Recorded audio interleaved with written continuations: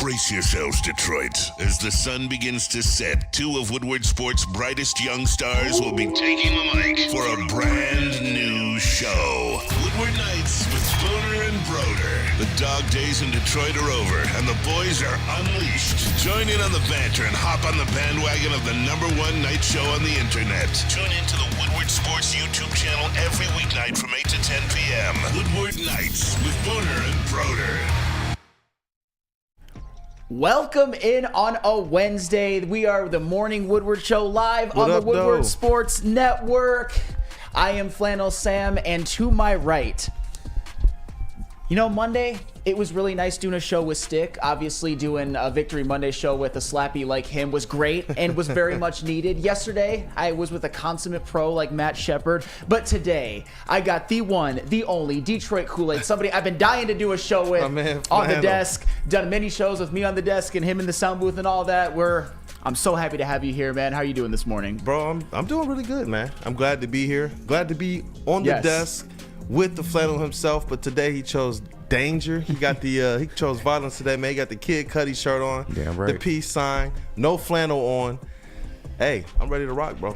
Some days you just got to vibe out a little bit differently, and I'm a big Kid Cudi fan. And if you've watched BDE back in the day, they have one of those pictures of me from one of my old Facebook pictures where I was doing the mirror selfie with a Kid Cudi shirt to clown me a little bit, but that is all well and good. I am bringing it back because I wear it with pride. And in the TD booth, as always, JB Smoove. Of all the JB Smooves in the world, GOAT. You're the JB Smooviest. How you doing, JB? Hey, what's going on, fellas, man? It's good to be here. Good to at least get the show started on time as well, too. I don't have to deal with traffic in the snow, so that's always a plus. And I'm glad to see Kool-Aid on the desk, man. That's what's up. Thank you, brother. No, when I heard you were going to be on, that I was very happy about that. And oh, by the way, Jeff, he is fine, by the way. He is not sick or anything like that. He is physically okay. And for everybody in the chat who misses Jeff Iafredi, please spam Jeff right now. Or say, we miss him, we love him, all of that, because we all love Jeff Iafredi. And, of course, we got KG in the sound booth. What up, though? How you doing this morning? Man, you are... I just saw you on TV last night, bro. Yeah, literally. It's a quick turnaround, man. But I'm happy to be in here with my guys, man. Shout out, Jeff. We miss you, man. But I'm ready to rock. Let's get it. Yes, we have a jam-packed show for you today. Obviously, we're going to do a lot of previewing the NFC Championship game between the Lions and the 49ers. It's going to be a very Lions-heavy show. We're going to be talking about certain players, certain matchups. It is going to be a fun one. Before we get into the NFL stuff, the Red Wings did drop a tough one last night to the Dallas Stars. They had a pretty good stretch going. That they've lost 2 in a row. They lost to the Carolina Hurricanes. And they beat Tampa Bay. They lost to the Carolina Hurricanes. I think it was Carolina, Tampa Bay, and then last night the Dallas Stars, one of the best teams in the NHL. I think they will keep it back on track. I would have liked to see them get that win, but it's good to see them in the playoff push. But I just have to start with this because I don't want people to forget. And I want to be clear. I'm being real greedy right now. I got a Michigan National Championship. I got the Lions in the NFC Championship. Yep. I am happy as a clam right now when it comes to sports. But I don't want people to forget. Please do not forget, especially my fellow Michigan fans. Michigan basketball is an absolute dumpster fire right now, and I'm pissed. I'm not going to lie. Last night they dropped a 99-67 loss at Purdue, which I get it. It's Purdue. They're one of the best teams in the country. It's on the road. But still, a 32-point loss in the Big Ten, which now drops Michigan to 7-12. 7-12, guys. This isn't their conference record. This is their record, which includes, of course, losses to Long Beach State and McNeese State at home. Just terrible. 2-6 in Big Ten games. They're going through that weird situation where Doug McDaniel is eligible for home games and not eligible for road games. He didn't play last night, and that was probably one of the reasons they lost as bad as they are. And I just want to say, again, from the mountaintops, fire Juwan Howard now. Don't wait another second. Punt him to the moon. There we go. I was waiting for that. Yes, take him out of all of the Fab Five lore at this point because, the amount of burning down that he had to do so quickly after John Beilein had built that program where from 2013 to listen to this. And I get it. We're going to get to the Lions. I'm just a little pissed about Michigan basketball. From 2013 to 2019, Kool-Aid. Yes, sir. They went to 2 national championship games. They didn't win either of them. They had 8. They should have won one. They should have won. They should have beat Louisville. That was one they let slip away. The one, Peyton Siva. Yeah, the one to Villanova. That was Villanova was a juggernaut that year. But from 2013 to 2019, it wasn't just that they were winning. They had 8 first-round draft picks. Tim Hardaway Jr., Trey Burke, Mitch McGarry, Nick Stauskas, Karis LeVert, DJ Wilson, Mo Wagner, and Jordan Poole. Well, and that doesn't even include Glenn Robinson III, who was a second-round draft pick who found a niche in the NFL and the NBA for a little bit. And then Duncan Robinson, undrafted, who got himself a hefty contract with the Miami Heat for being a sharpshooter, or a former sharpshooter, I should say. He's not the same guy. And by the way, John Beilein took over for Tommy Amaker, who was preceded by Brian Ellerby, and they were obviously terrible during that stretch. And their previous first round draft pick before that was Jamal Crawford in 2000. So yes, this is Michigan basketball. Happy about Michigan football. I would make that sacrifice any day of the week, but this is just not the standards that I am used to when it comes to this team. It's not, and it wasn't even the sacrifice for this year.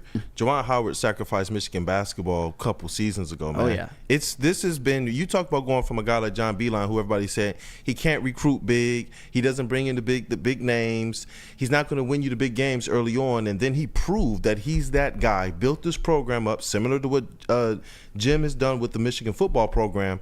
But then to see the way that a Fab Fiver, I'll let him keep his Fab Five lore, right, but he needs to be punted to the moon as a coach. Yes, I agree with that with Juwan Howard. This, especially with the way it started, the crying, the passion, the family front and center, and to see the way that this program has just regressed and regressed and regressed. It sucks, bro. It's like at least we have Michigan football to try and tide things over. But I have not been happy with what's been going on. What's good, KG? Well, no, what do you think happened? Because he had a couple good years of like deep tournament runs when he first got there. What do you think happened between now and then? Well, okay, go ahead. No. Go on ahead. All right, you're primed. So the first year he was there, that was the season that was canceled by COVID. And at that point, they were they were a bubble team. And then it was the next year where they made the Elite Eight. But even in that Elite Eight season, and obviously an Elite Eight is phenomenal, they lost in the Elite Eight to the 11 seed UCLA. They had a chance to actually win the national championship, and they kind of choked in that game, but still it's an Elite Eight appearance. Right. And then the next year, they had that recruiting class with Musa Diabate and Caleb Houston, 2 5-stars. They were preseason number 6, and then they barely made the tournament. And they had a bit of a fluke Sweet 16 run, but that doesn't make up for the disappointing season. In order to make up for a disappointing regular season, I think you at least have to make the Elite Eight or the Final Four. They didn't do that. And then, of course, last year, because they've still been recruiting well, that team had 2 first-round draft picks. The talent has been so poorly mismanaged. Yeah. Kobe Buffkin, Jet Howard, and a former All-American center in Hunter Dickinson, who we can all agree doesn't really have an NBA future, but he's a damn good college basketball player. And they didn't even make the tournament. And this was a Big Ten that had 10-plus teams make the tournament, and they didn't even make it. So, to me, I think it's just in-game coaching, player development. They also have a terrible record in one-score games. They just can't seem to close. They had that problem at the end of last year. This year, it's just been an epidemic with Michigan basketball. And, of course, Juwan Howard, if you're winning, you can do some things to kind of sully and embarrass the program. But when you're not coaching well and you also, slap a Wisconsin assistant coach and you get into it with Mark Turgeon of Maryland in the Big Ten tournament, those are things you can't do. He's just been an all-around disaster at this point. I hate to say it, and like I already said, with that weird situation with Doug McDaniel playing home games but not being eligible for away games, it's just, I don't want people to forget, because I want people to just demand that he be fired and just have some anger toward this program. It's awful. 7-12, guys, as not their conference record, as their overall record. That's impossible to do in college basketball. Michigan basketball, there's a standard, man. There's a standard. Bro. I agree with you. You know what? I appreciate the passion, because Michigan basketball has been something, honestly, that I've just lost passion over. Yes. You talking about looking at every single game underneath John Beilein era now where it's just like they're just kind of a footnote. They're like an asterisk. Like, oh, they're on. I don't know if I really want to ruin my evening like that. You know what I'm saying? It's like you go and let me put on Netflix or something else. Oh yeah. It's been atrocious. It's been disgusting. Let's just call it exactly what it is. And to have kind of this happening at the same time as our pro sports team in the NBA. I'm not going to mention their name for the chat. I'm not going to mention their names. Yeah. This has just been an awful gut punch for me as an avid basketball fan, man, it's depressing. Well, Michigan basketball is kind of the Detroit Pistons of college basketball in a way, and that's obviously tough for all of us who are big basketball fans. But like I said, our football teams are obviously doing great. Uncle Neil's Soft Feet says, to kind of answer your early question, KG, about what went wrong, he ran out of Beeline's players, which, I mean Juwan Howard he actually recruited some damn good ones who went to be first-round draft picks, including his son, but still, it's just they haven't been developed properly. And Trisha Miller, somebody who I have a bit of an adversarial relationship with, says, props to Kool-Aid, the multi-ball knower. And that is definitely the truth. Happy to have him here. And we're going to go to break. And coming up next, we're going to talk about the quarterback matchup, because I know it's been discussed a lot on other shows, but that's what the game might ultimately come down to. But first, I have to tell you about Lady Jane's, where I get all my A+ haircuts from the A+ stylist. Come to Lady Jane's Haircuts for Men for an award-winning haircut experience. Register to win a trip of your dreams and all expenses paid suite for the 2024 NCAA tournament. That's right, no expense spared for you and 5 of your best buds. Lady Jane's Haircuts for Men, open 7 days a week. Walk in anytime. It's wicked awesome.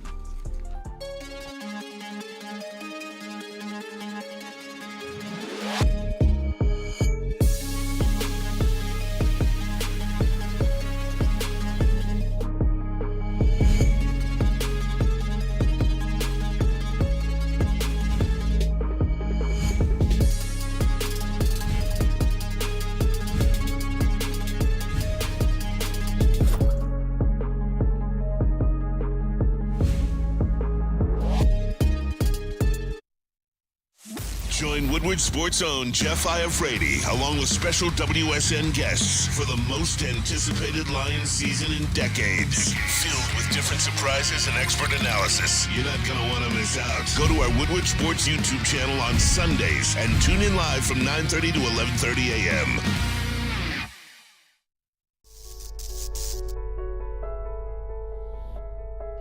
We've just received word. The world's cannabis supply has vanished. The public is outraged and has taken to the streets in response to this tragedy.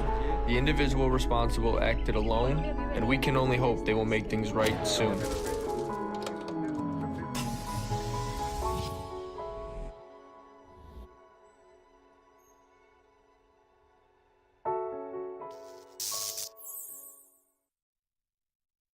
What happens when you run a great business for over 50 years? I was about to say business, man. You expand and offer more products to more people. This is exactly what Les Stanford did by adding Les Stanford Buick GMC. The same great service that customers have come to know and trust. On Woodward Ave, just south of 9 Mile, check out Les Stanford in Dearborn today. Find the brand you want at lesstanford.com. Welcome back to the Morning Woodward Show, live on the Woodward Sports Network. I am Flannel Sam. We got Detroit Kool-Aid filling in for Jeff Iafrate. We've got JB Smoove in the TD booth and KG in the sound booth. What a crew we've got today. I'm very, very happy to be here. What I'm also happy to talk about, to put Michigan basketball in the rear view, is the Detroit Lions and the San Francisco 49ers playing each other in the NFC Championship game this Sunday. And one of the matchups that has been discussed on a lot of shows, and rightfully so, is the quarterback matchup. Detroit Lions have Jared Goff, the 49ers have Brock Purdy. In a lot of ways, they've had similar seasons. They're kind of have a similar role on their team. But Detroit Kool-Aid, I'm going to go to you first. Yes, sir. Which team has the advantage, or which quarterback has had the better season? Just like all-encompassing. You know what? And I think which one is going to kind of have the upper hand on Sunday. I think it's the one that hasn't made any turnovers in the postseason. And that's Jared Goff. For as much as Brock Purdy has had some success this season, and obviously with the 49ers being the number 1 seed, we've seen them kind of slow down just a little bit, and I believe it's been because of him. Obviously, you get to this point, but they had that scare against the Green Bay Packers. But as it relates to the Lions, I never feared any of these games. Obviously, against Stafford, there's going to be some emotion that's there, but I didn't fear them losing that game. And the way that Jared Goff looked, especially kind of kind of handling things in that second half, even though the offense kind of stalled and failed to score more than 3 points, he made the throws that he had to make, especially on that last drive to ice things away and in the game in victory formation. The way that he looked against the Bucs, especially in the second half of that game, Jared Goff, to me, is going to have this upper hand over Brock Purdy. And ultimately, I believe it's due to the fact that he's going to continue to play clean football. Oh, man, if he plays clean football, I mean, the Lions are almost unstoppable, especially their offense. JB, I'm going to go to you next. Jared Goff or Brock Purdy, who has the advantage in this matchup? I like what Kool-Aid said there. The turnovers in the postseason. Jared Goff, we haven't seen anything, and I believe he's just getting better game by game. He's getting a lot more comfortable. He's getting back to the old Jared Goff from the Rams when he took them to the Super Bowl as well too, and I think that's going to help him as well. Just being able to say that I've been here before, I know the pressure, I know what comes with each and every single one of these games, and I'm not going to let that get to me. I've been there before, and I'm going to help this team go there as well too. So I think it's a little less pressure for Jared Goff, and I think that takes the tension off, and it gives him a little bit more ease to kind of just bring this whole team along with them and say, hey, you know what? We got this. Let's not panic about anything. We've had the lead in every single game this postseason, so let's continue on. You know, I like the angle you said about it because I would agree that Jared Goff has less pressure than Brock Purdy, and I get it. They're both young quarterbacks, but I think the San Francisco 49ers are on a team that has experienced some very recent playoff heartbreak and maybe underachievement. Last year was more due to injury, but they've lost a Super Bowl recently. They lost an NFC Championship recently to Matthew Stafford and the Rams, and I think with the Lions, we think that their window is going to be open for longer when you consider their cap situation. Their players are younger, and a lot of those 49ers players are past the age of 30. Like Trent Williams is old. He's still playing well, but he's old. George Kittle is past the age of 30. Deebo Samuel has had a lot of health issues. But KG, I'm going to go to you next. Jared Goff or Brock Purdy? Which team has the quarterback advantage? You know I got to go with my boy Malibu Golf, man. Yeah. But just much like JB said, he's been here. He knows the moment. He knows the stakes. And at this point, I just trust his ability to read a defense a little bit better than Brock Purdy at this point. Another stat that I wanted to bring up that I feel like has been crucial throughout this playoffs through 2 games, Jared Goff's completion percentage is at 75%. And that's no small feat. On top of that, like you said, he has no interceptions, and that's the biggest number. As long as he continues to play smart football and not turn the ball over, I feel like this Lions offense will be just fine. I also pointed out he's only had 2 bad plays this whole playoff run. That was the one fumble that wasn't a fumble in the Rams game, and the touchdown that he almost got to. I think that was Amon-Ra. It almost got picked off by Jamel Dean in the Buccaneers game in the end zone. But besides that, he's been absolutely flawless, man. He knows how to rebound after making mistakes, and I just trust that ability more at this point. Hey, John Macaroon says, is KG allowed to go home? I'm not sure at this point. He may or may not. It don't seem like it, man. He may or may not have his own, bunk back there. They're gonna have to roll a king size in here for me. Or deny. But I like that. Jared Goff has obviously had a great playoff run. You talk about those 2 plays, but the best part about those 2 plays, and sometimes during these playoff runs, you got to get a little lucky. Jared Goff threw what would have been through, because it didn't actually happen, because it doesn't count as that. It's just a regular incomplete pass.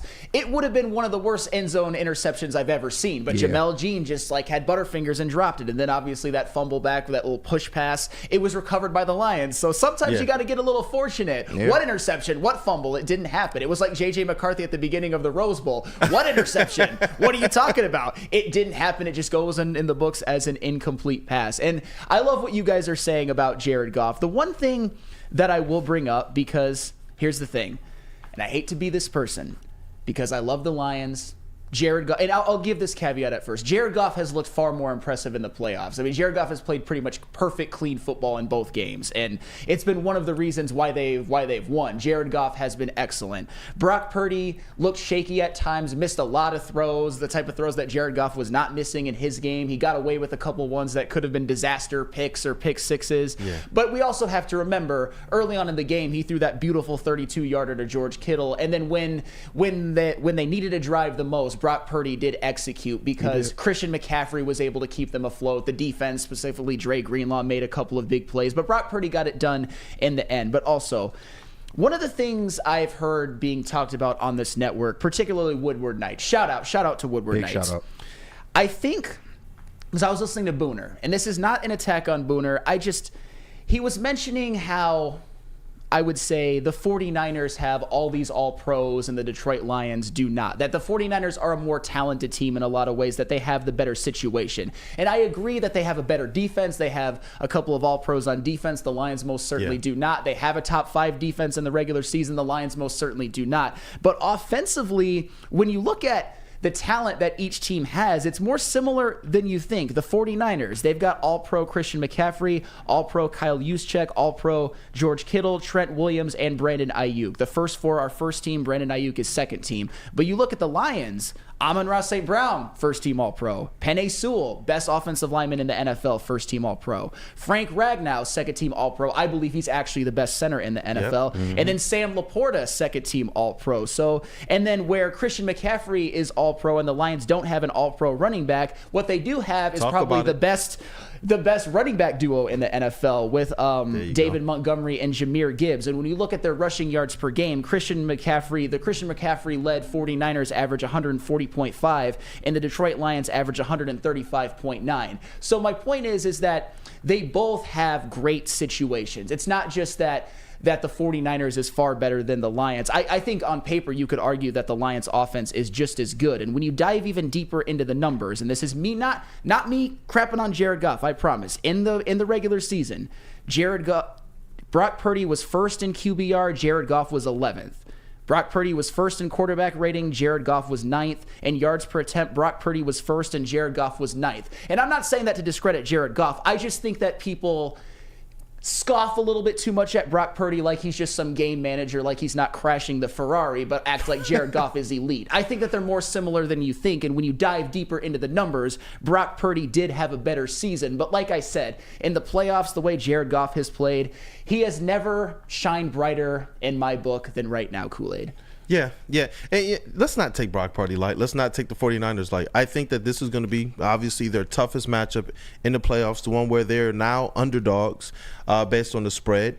And it's not going to be anything easy for them to face. But I do believe that this Lions team has the recipe to go out there and knock off the San Francisco 49ers and San Fran, man.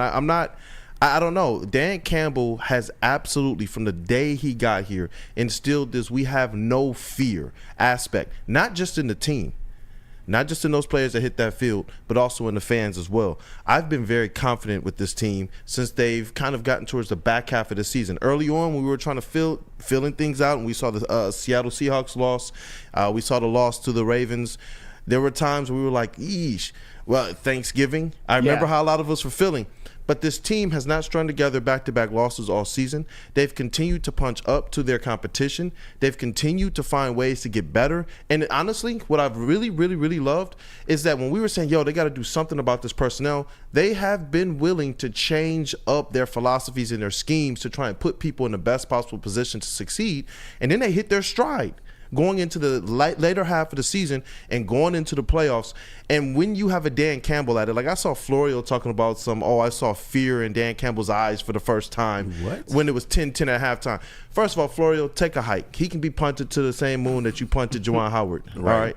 That's where he can go. Because that's not what I saw. Dan Campbell came out at half and said, I told the guys this is playoff football. Go do your jobs. And what did they do in that second half? They steeled up and they did their jobs. To say 10-10 at halftime against a team that was really, really hot with as good a defense as theirs, sometimes you got to go at halftime and make those adjustments. And guess what? Our guys did that.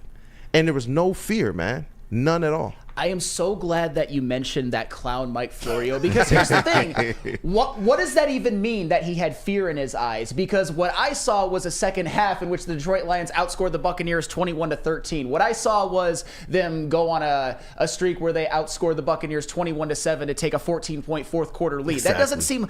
What evidence showed you that he was scared? Because the evidence showed you that the Detroit Lions came out of halftime and played better and won the game. And oh, by the way, that defense, which is the weakness of the Detroit Lions, they got 2 critical stops at the beginning of the half when the Buccaneers got the ball first and then the Lions failed to score and then the Buccaneers got the ball back. The Lions defense got those stops and their offense eventually found their stride. So that whole thing about them having fear is just That was just such nonsense, and Booner's in the chat, and I just want to give him his chance to respond to me. My point was that from a national outlook, everybody looks at the 49ers as a superior, talented team. And you know what? I agree with that. I think we're in a little bit of I don't even want to say a bubble. It's just that we recognize the team that we have. And when you look at the all-pro teams, for the offensive side of the ball, the Lions got a lot of players too, but as do the 49ers. But on defense, I'll give the 49ers, especially the talent edge they have. I'm glad you kind of said that, because from the national perspective, a lot of people are kind of looking at the stats of it all. Like I saw somebody post yesterday with a picture of Aaron Glenn. Yo, the Lions are giving up this many yards through the air on offense. It's like, but are you actually looking at what they're doing? Oh, over the last 5 games. Well, they won those games. What are we talking about? And they're holding teams to 20, 23 points or less. This is a defense that bends but doesn't break. They get steeled up within the 20s, between the 20s. They're going to give up some yards because they have to. Their personnel, they're not just going to snap their fingers and have like the best DBs in the league, but they're still keeping teams out of the end zone. Why did they beat the Rams? Because they forced them to take field goals every time they got in the red zone. That's what this defense has continued to do. When they shorten that field, honestly, it seems like that's when their defense is at their best. And they're opportunistic, man. We've seen this team win several games this year with game-ending interceptions, man. Like, that to me means a lot more than if if Mullins goes out there and passes for 300 yards. You talking about in a loss, though? You talking about in the game where they picked him off opportunistically to end these games, though? You got to look at exactly what this Lions team is, how they're overcoming their weaknesses, because ultimately, every team, I don't care how perfect you think you are, every team has weaknesses. It's about how you play to your strengths and how you overcome those weaknesses, and the Lions are putting that together very, very good right now.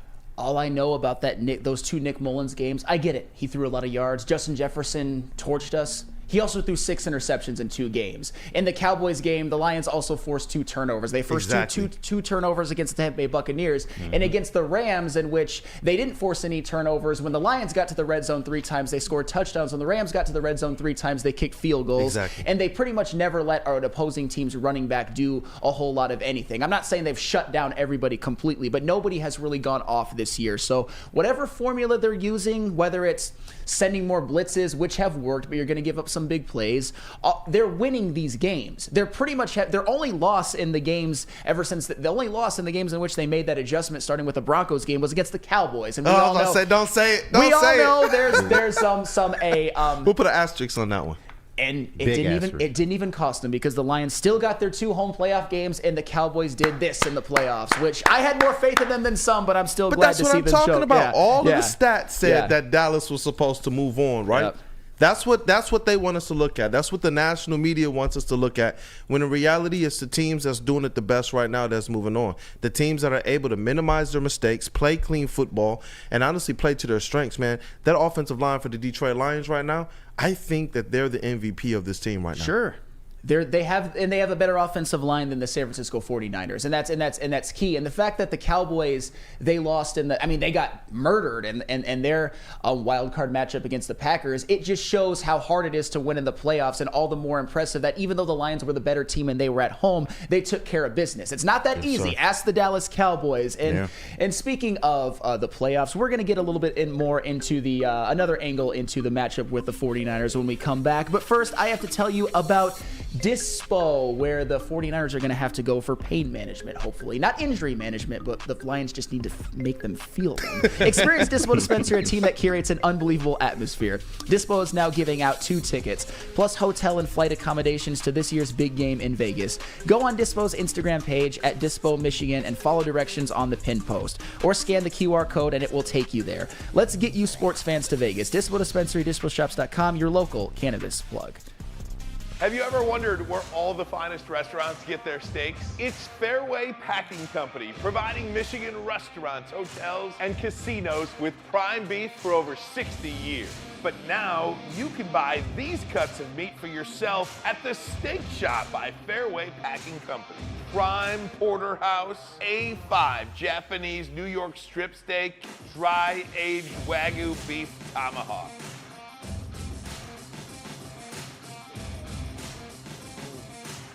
Delicious.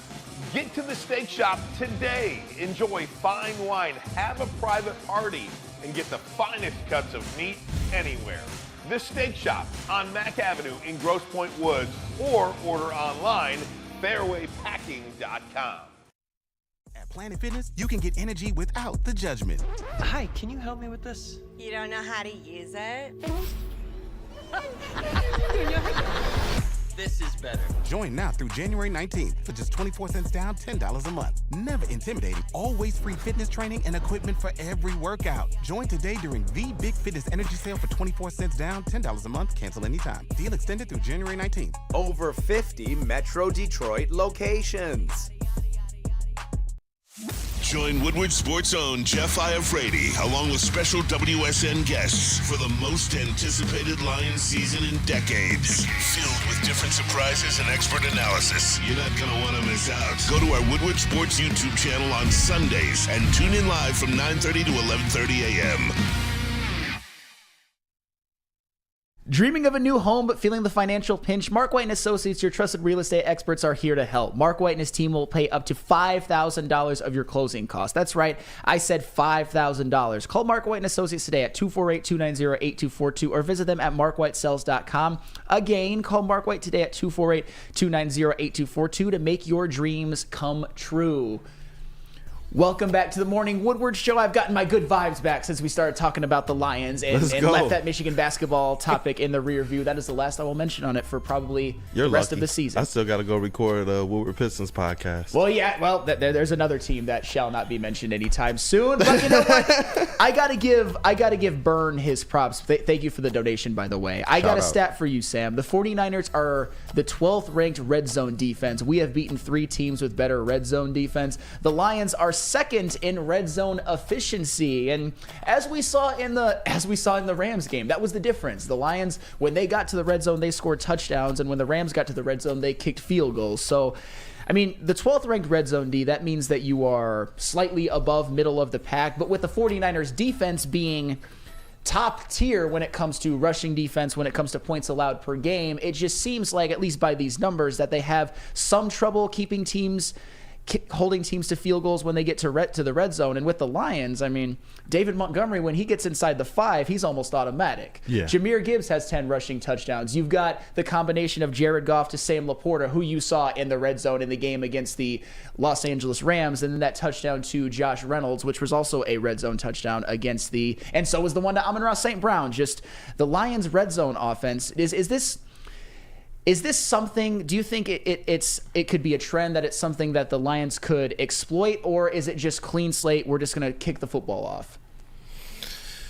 Man, I think the Lions can exploit it, man. I really do. I want to see this Lions offense just be the aggressor. I want to see them be real Lions, be real predators, go out there and absolutely march down the field like I think they're capable of.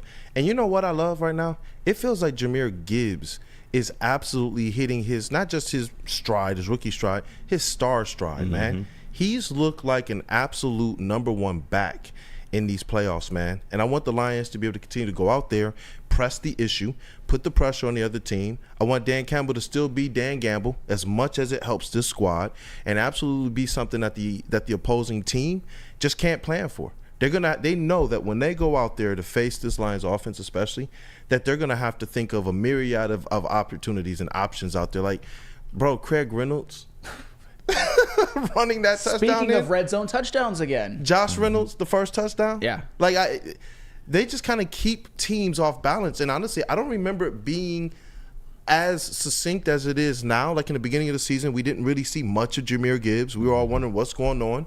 We're even seeing J-Mo be mixed in more and more and more and more. And when he's on the field and not getting the ball, you still see that defenses have to account for him, man. And I absolutely want them to continue to be the Predators. And so far it's worked for them. And Mike M says in the chat, stats won't make any difference Sunday when they are on the field. The better team on Sunday will win. And I think there's something to that, but at the same time, the 49ers, one of their weaknesses is red zone defense. And you've seen in the playoffs this year what the Lions have done once they've gotten to the red zone. I mean, they were perfect against the Los Angeles Rams and even against the Bucs. They had the pass to Amon-Ra, the pass to Josh Reynolds, and then that run to Craig Reynolds while only kicking 1 field goal, and their other touchdown was a 37-yard run. So the Lions, they're on a heater when it comes to red zone offense. And And JB, do you think that that is something that the Lions can continue on in this game and exploit one of the things that the 49ers don't do the best defensively?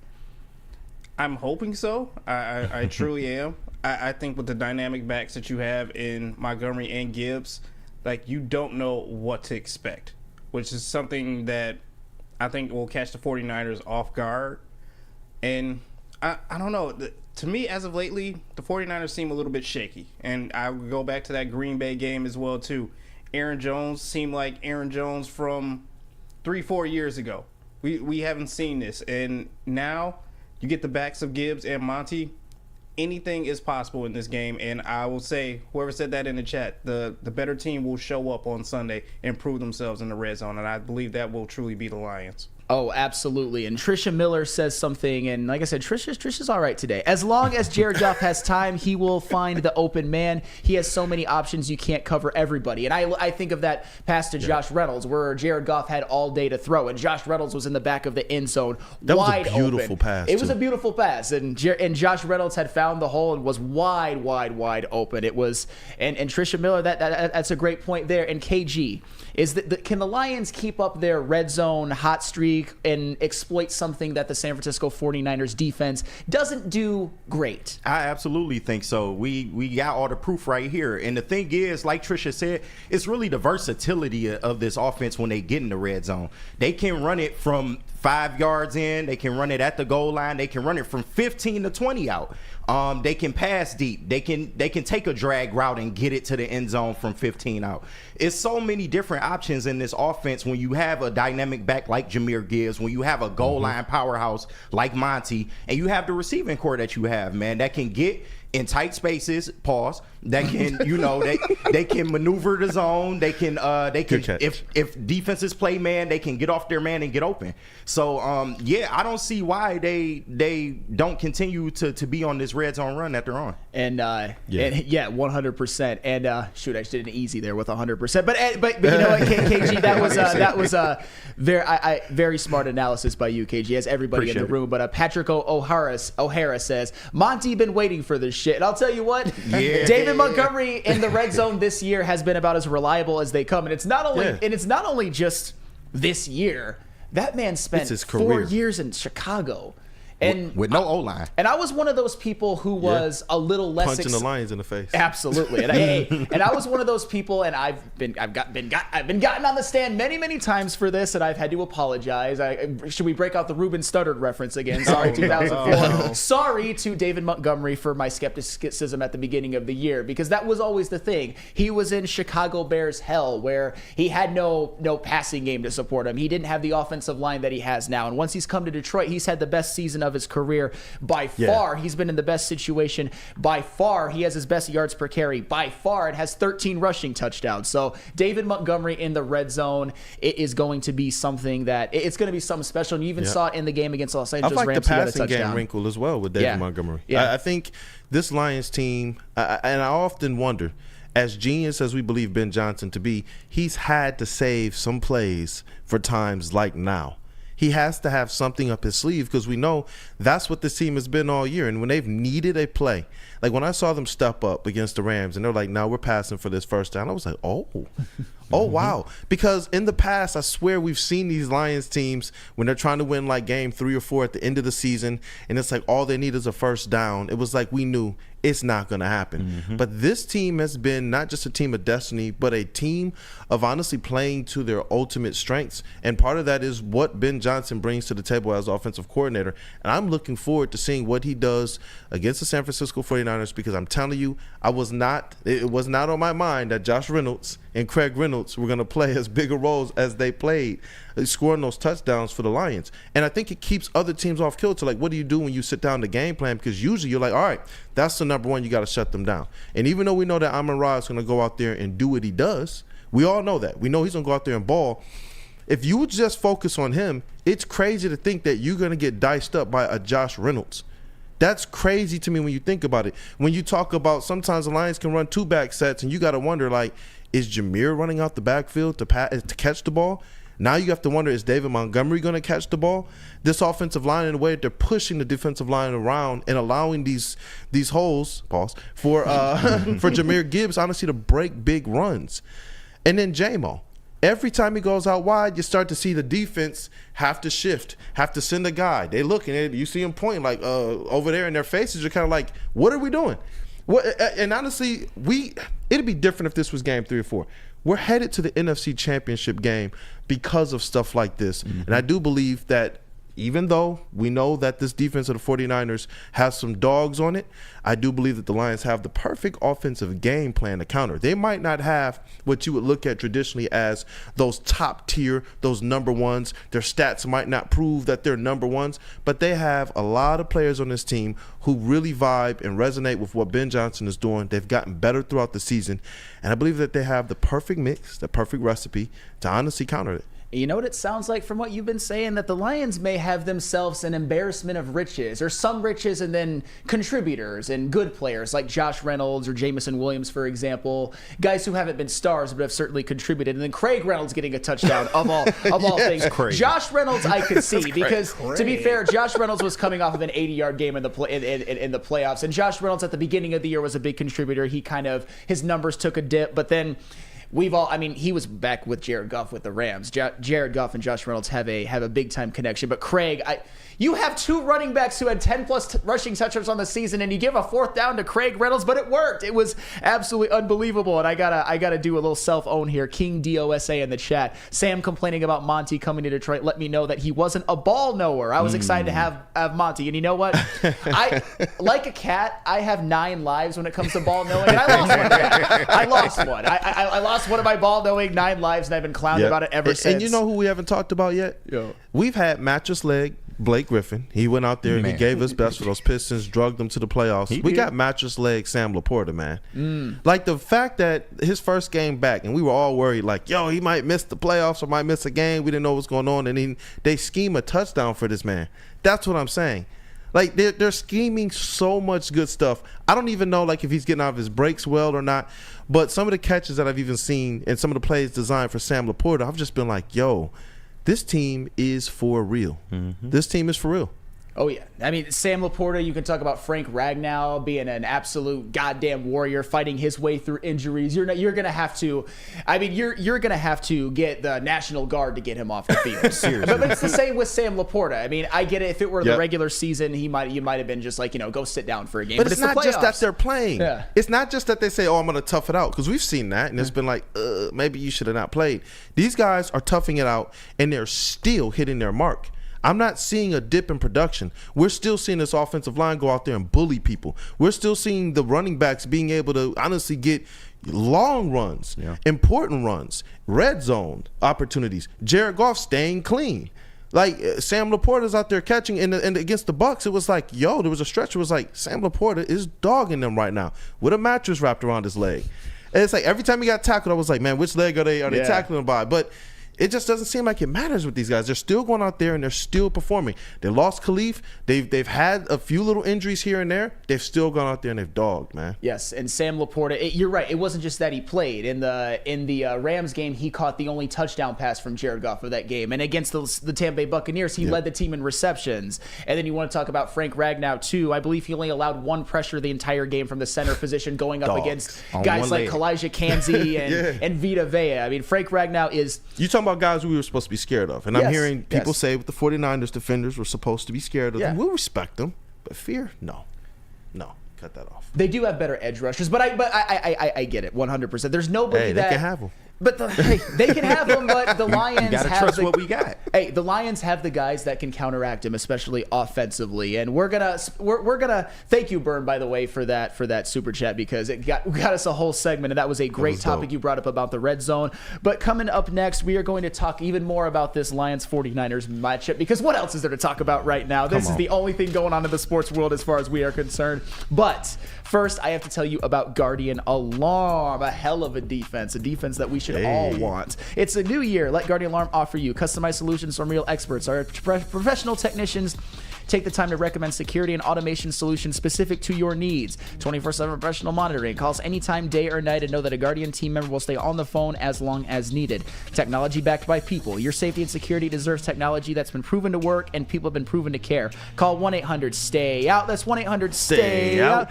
Guardian Alarm, your local security expert. At work and at home, we're there with smarter security solutions. Featuring complete automation with customized alerts and more. For over 90 years, we've been the company that's been counted on to protect what matters most, all with personalized service and care. Right now, for a limited time, receive a free video device plus free installation with a new home system. Guardian Alarm. We protect Michigan. Now, coming to Woodward Sports, Woodward and Main Street, the Woodward Sports Network Detroit Lions Show. Let's go! Catch Gabrielle D. Phillips, Matt Broder, and Terry Foster for all the latest news on your Detroit Lions every week. Only on the Woodward Sports Network YouTube channel and woodwardsports.com.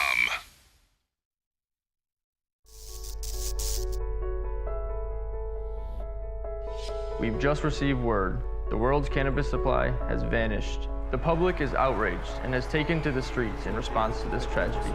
The individual responsible acted alone, and we can only hope they will make things right soon.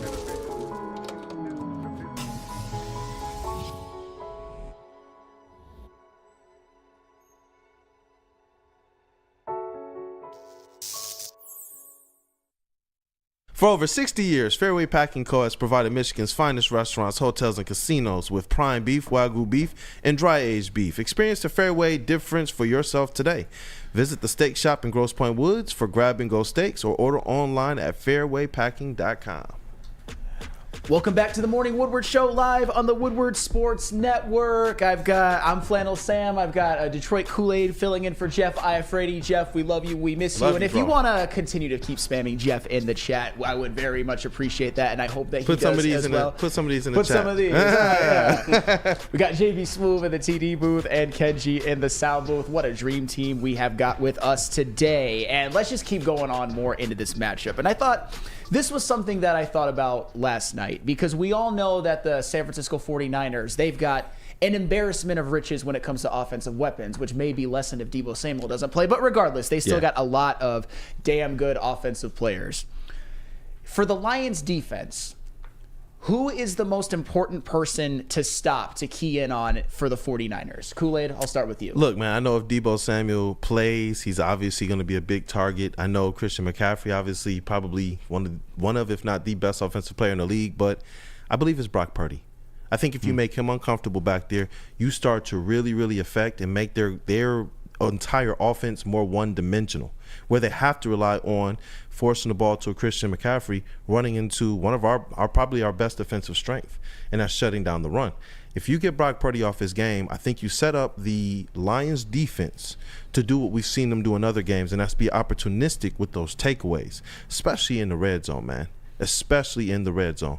So I believe you get him off his game, you kind of get him rattled, you get him hearing some footsteps, especially if Aiden is getting back to, especially if James Houston plays. With these blitzes that are getting dialed up, I believe he's prone to make some mistakes. And I think that whichever quarterback plays the cleanest game, like we said earlier, I believe that's the team that's going to ultimately win this. So put the pressure on Brock Purdy, force him to make some mistakes, force him, like we saw Stafford, man.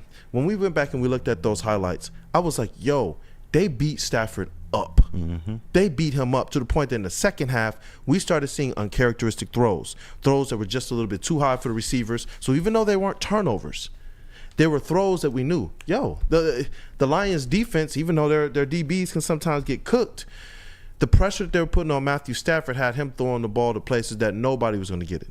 And honestly, to me, that's what I believe they have to kind of repeat that recipe against Brock Purdy and the San Francisco 49ers. Ooh, the Brock Purdy is that's a good one. It seems obvious, but at the same time, I mean, Brock Purdy, regardless if you want to say that it was more him, his weapons, a combination of everything, the coaching staff, Brock Purdy did have a damn good year, and he ultimately got the job done in that playoff game when at times it was looking pretty precarious for the San Francisco 49ers. JB Smooth.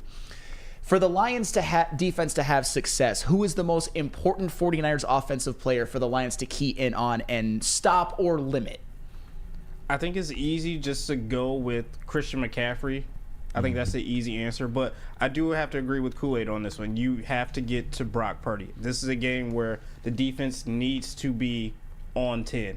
Pressures are a must right here, because if you do not pressure Brock Purdy, he's going to be able to get that ball out to Christian McCaffrey, to George Kittle, his safety valves out there. I know the Lions can stop him on the run, which I think they'll do a pretty much good job of, but it's those quick dinks and dunk passes that I feel like Brock Purdy's just going to live off of and rely on to help him out of all these situations when you have an Aiden pressuring him on the side. So I got to go with Brock Purdy on this one. Brock Purdy. KG, are we going to make it a clean sweep, or do you got someone else in mind? Nah, I got to do the obvious, man. And I feel like this is yours, Sam, but it's got to be CMC. And not just for the fact that he's CMC.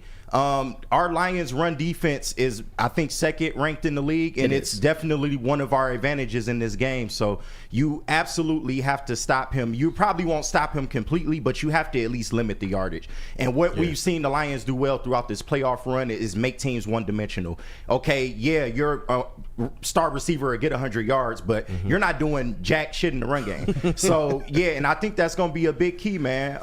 If they key in on CMC, which if you look in that playoff game, man, like normally if the run's not working or you get down, you abandon the run and start to pass. It was kind of the opposite. The pass wasn't working in that Packers game, so they really relied on CMC to bring them back, and he essentially got them back in the game. I know Brock Purdy made the play late, but it was really CMC taking over on the ground that really got them to winning that game. But CMC, absolutely the guy you need to look out for. That long touchdown run that he had to put the 49ers back ahead by one, that was special. And CMC is the best running back in the league for a reason. And I got to read this comment from Cody Reed. Stopping CMC is essentially stopping Purdy too. And I get what he's saying with that. I don't necessarily agree, but here's why I'm going to go with CMC. There's a couple of reasons. Yeah. I don't think the Lions can stop Brock Purdy. And that's okay, by the way, because they didn't stop. I mean, they didn't stop Baker Mayfield, but they forced a couple of interceptions. They didn't stop Matthew Stafford. Stafford still had a hell of a game. But in the red zone, some of those pressures got to Matthew Stafford for some bad throws, and they ended up kicking field goals. So I think you can, if CMC isn't effective, I think that you can force Brock Purdy, maybe the 49ers, to being one-dimensional and him having to shoulder more of the load, and I think that's more likely for him to make mistakes. So I think that statement is partially true, but I don't think the Lions can stop Purdy. And KG, you're absolutely right. I'm going with Christian McCaffrey, and here's the reason. The Lions have the second-ranked rushing defense in the NFL. They've shown that pretty much every time a running back comes to Detroit or we go to their place, they have one of their subpar games of the season. They haven't let a single running back really go off all season long. The only offensive player who had over 100 yards rushing against the Lions in a game was Justin Fields, obviously not a running back. But there are, although some people might say he is, but anywho. The Lions, but here's a little bit of context behind it. And this isn't where I'm trying to poo-poo them or anything like that, because if you're the second-ranked rushing defense in the NFL for an entire season, that is damn impressive, especially considering that the Lions don't really have one of the more talented defenses personnel-wise, and they've played 4 games without Aleem McNeil, who is probably their best run defender. But I'm going to go through a list. The first-ranked rushing team in the NFL was the Baltimore Ravens. The Lions played them. They got shredded, but the Ravens' leading rusher is Lamar Jackson. He wasn't in that game, but still, we all know that the Lions always struggle with mobile quarterbacks. Yeah. The second leading rushing team in the NFL was the Chicago Bears. And Justin Fields, I would say, had 2 of his better games against the Lions, and the running game shredded them, but their leading rusher is Justin Fields, and the Lions with mobile quarterbacks. Yeah. The third-ranked team in the NFL when it comes to rushing yards per game is the San Francisco 49ers, and the Lions haven't faced them yet. The 4th ranked is the Arizona Cardinals. The Lions did not face them. The 5th ranked are Lions. Congratulations to us. 6th ranked Dolphins. Lions did not face. 7th ranked Bills. Lions did not face. 8th ranked Eagles. Lions did not face. 9th ranked Falcons. Lions did face and shut them the F down, which was great. But the 10th ranked Colts, the Lions did not face. My point in all of that is to say that the 49ers, their rushing attack is a different animal. It's a running back that the Lions have never seen this season. It's a running back which has no equal in the NFL right now. I think we would all agree with Christian McCaffrey. So this is a unique challenge. I'm not calling on the Lions to hold Christian McCaffrey to 12 carries for 24 yards or something like that. I just think that if they can limit Christian McCaffrey, it, I would say, makes things a lot harder for the San Francisco 49ers. And if the Lions can do this, if they can go up against the absolute best in the world and limit him to some extent, that would be absolutely huge. And I think if they limit Christian McCaffrey, the Lions win this game, because I'll tell you what, I have a lot of respect for Brock Purdy. I went on a little bit of a soliloquy early on to say how he had a better regular season and gave him a lot of credit for that. But if he doesn't have Christian McCaffrey in his backfield giving him a lot of run support, I think he is very much prone to making some mistakes. And I don't know if he's the type of quarterback who can function greatly when things around him aren't great. I have the same questions about Jared Goff, but Brock Purdy certainly as well. So in my opinion, if you limit Christian McCaffrey, you'll win the damn game. And I think it's a little, I know football's a complicated game, but that would be huge. But it's also something that is a challenge, I would say. Yeah, it's going to be a challenge. But, I mean, I don't think that that's a wrong answer either. You know, obviously, Christian McCaffrey, we know exactly what he brings to the table, not just running the ball, but catching the ball out of the backfield as well. You know, when you feel like you've played the perfect defense, when you feel like, okay, we forced him to his check down, it's like with the 49ers, that check down is CMC. And that can be a nightmare. That can be a nightmare. You know what? When we were talking about it, I forgot who put it in the chat that you know, he's just as dangerous catching the ball at the backfield. I wasn't really thinking about that that aspect or that angle of it. And so it's like, if they can find a way to keep our linebackers kind of honest, you know, and this is where someone like Alex Anzalone is going to have probably his best game of the season. Thanks. This is one where he has to be that guy that Dan Campbell and Brad Holmes believes he can be. This is where I think it becomes very, very important to have the perfect type of spy, the perfect type of pressure on Purdy, but it still allows for the Lions to keep tabs on wherever Christian McCaffrey is all over the field. Because you guys are right. When he's rolling, Brock Purdy is usually rolling as well, because it shifts the whole way that a defense has to look at the 49ers. Mm-hmm. It just does. Oh, yeah.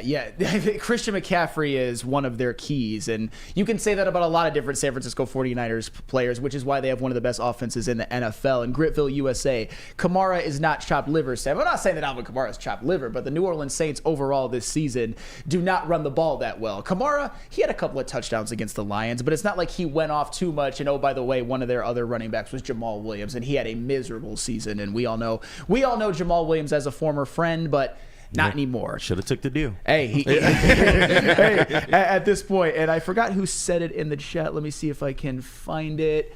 It was Gritville, USA again. The best way to limit CMC is to keep him on the sideline. And that's another angle, because we know the Lions are a team that is built to win the time of possession game. But then again, so is the San Francisco 49ers. And that is going to be a type of cat and mouse game and just a game on the field that is I cannot wait for that. Big key, yeah. I got to pull a flannel here.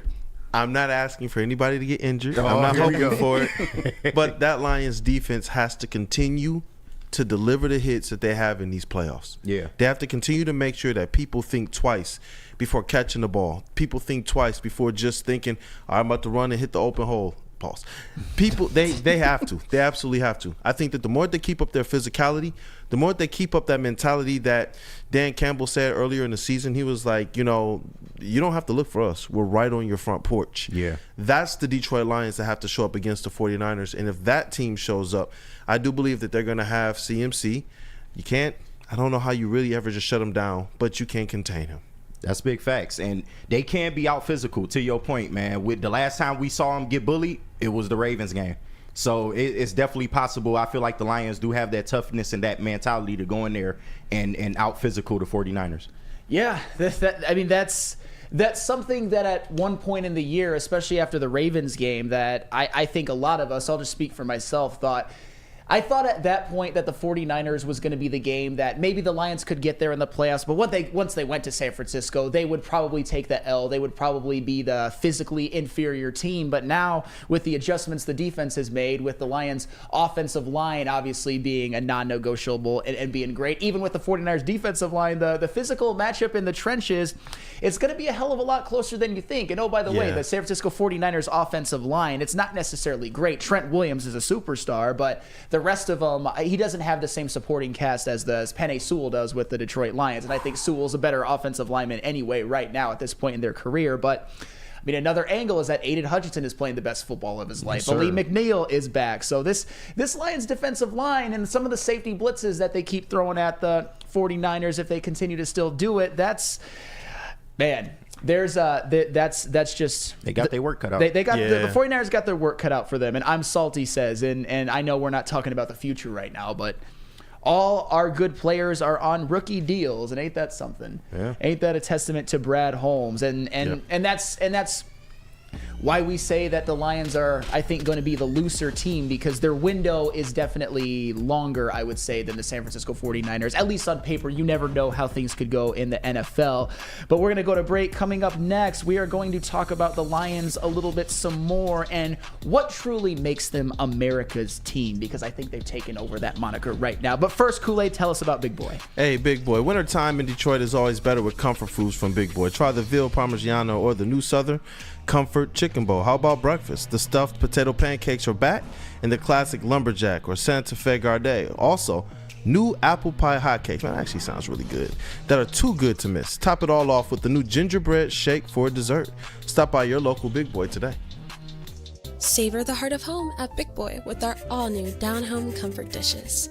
Feast on home-style goodness with our Southern Comfort Chicken Bowl, veal parmigiana, and apple pie hotcakes. The down-home delight doesn't stop there. Potato pancakes are back. Dive into the richness of our perfectly crafted potatoes with our classic potato pancakes and our stuffed potato pancakes. Top off your meal with our new gingerbread shake, a seamless blend of creamy vanilla and sweet gingerbread flavors. Nothing beats the comforting taste of down-home cooking. Enjoy every bite, only at Big Boy. Stop searching for a vehicle and start finding one. Les Stanford Chevrolet Cadillac makes it easy. We harness the power of multiple dealerships and own the biggest selection of GM brands in the area to get you the car you need. With the Les Stanford Group, you'll have access to 4 different dealerships, providing you with more makes, more models, and more choices. We're connected to more than 1,000 vehicles. And with so many high-quality CPO vehicles available, you'll find new car quality at pre-owned prices. You can start and end your search at lesstanford.com today. Brace yourselves, Detroit. As the sun begins to set, 2 of Woodward Sports' brightest young stars will be taking the mic for a brand new show. Woodward Nights with Spooner and Broder. The dog days in Detroit are over, and the boys are unleashed. Join in on the banter and hop on the bandwagon of the #1 night show on the internet. Tune in to the Woodward Sports YouTube channel every weeknight from 8 to 10 p.m. Woodward Nights with Spooner and Broder.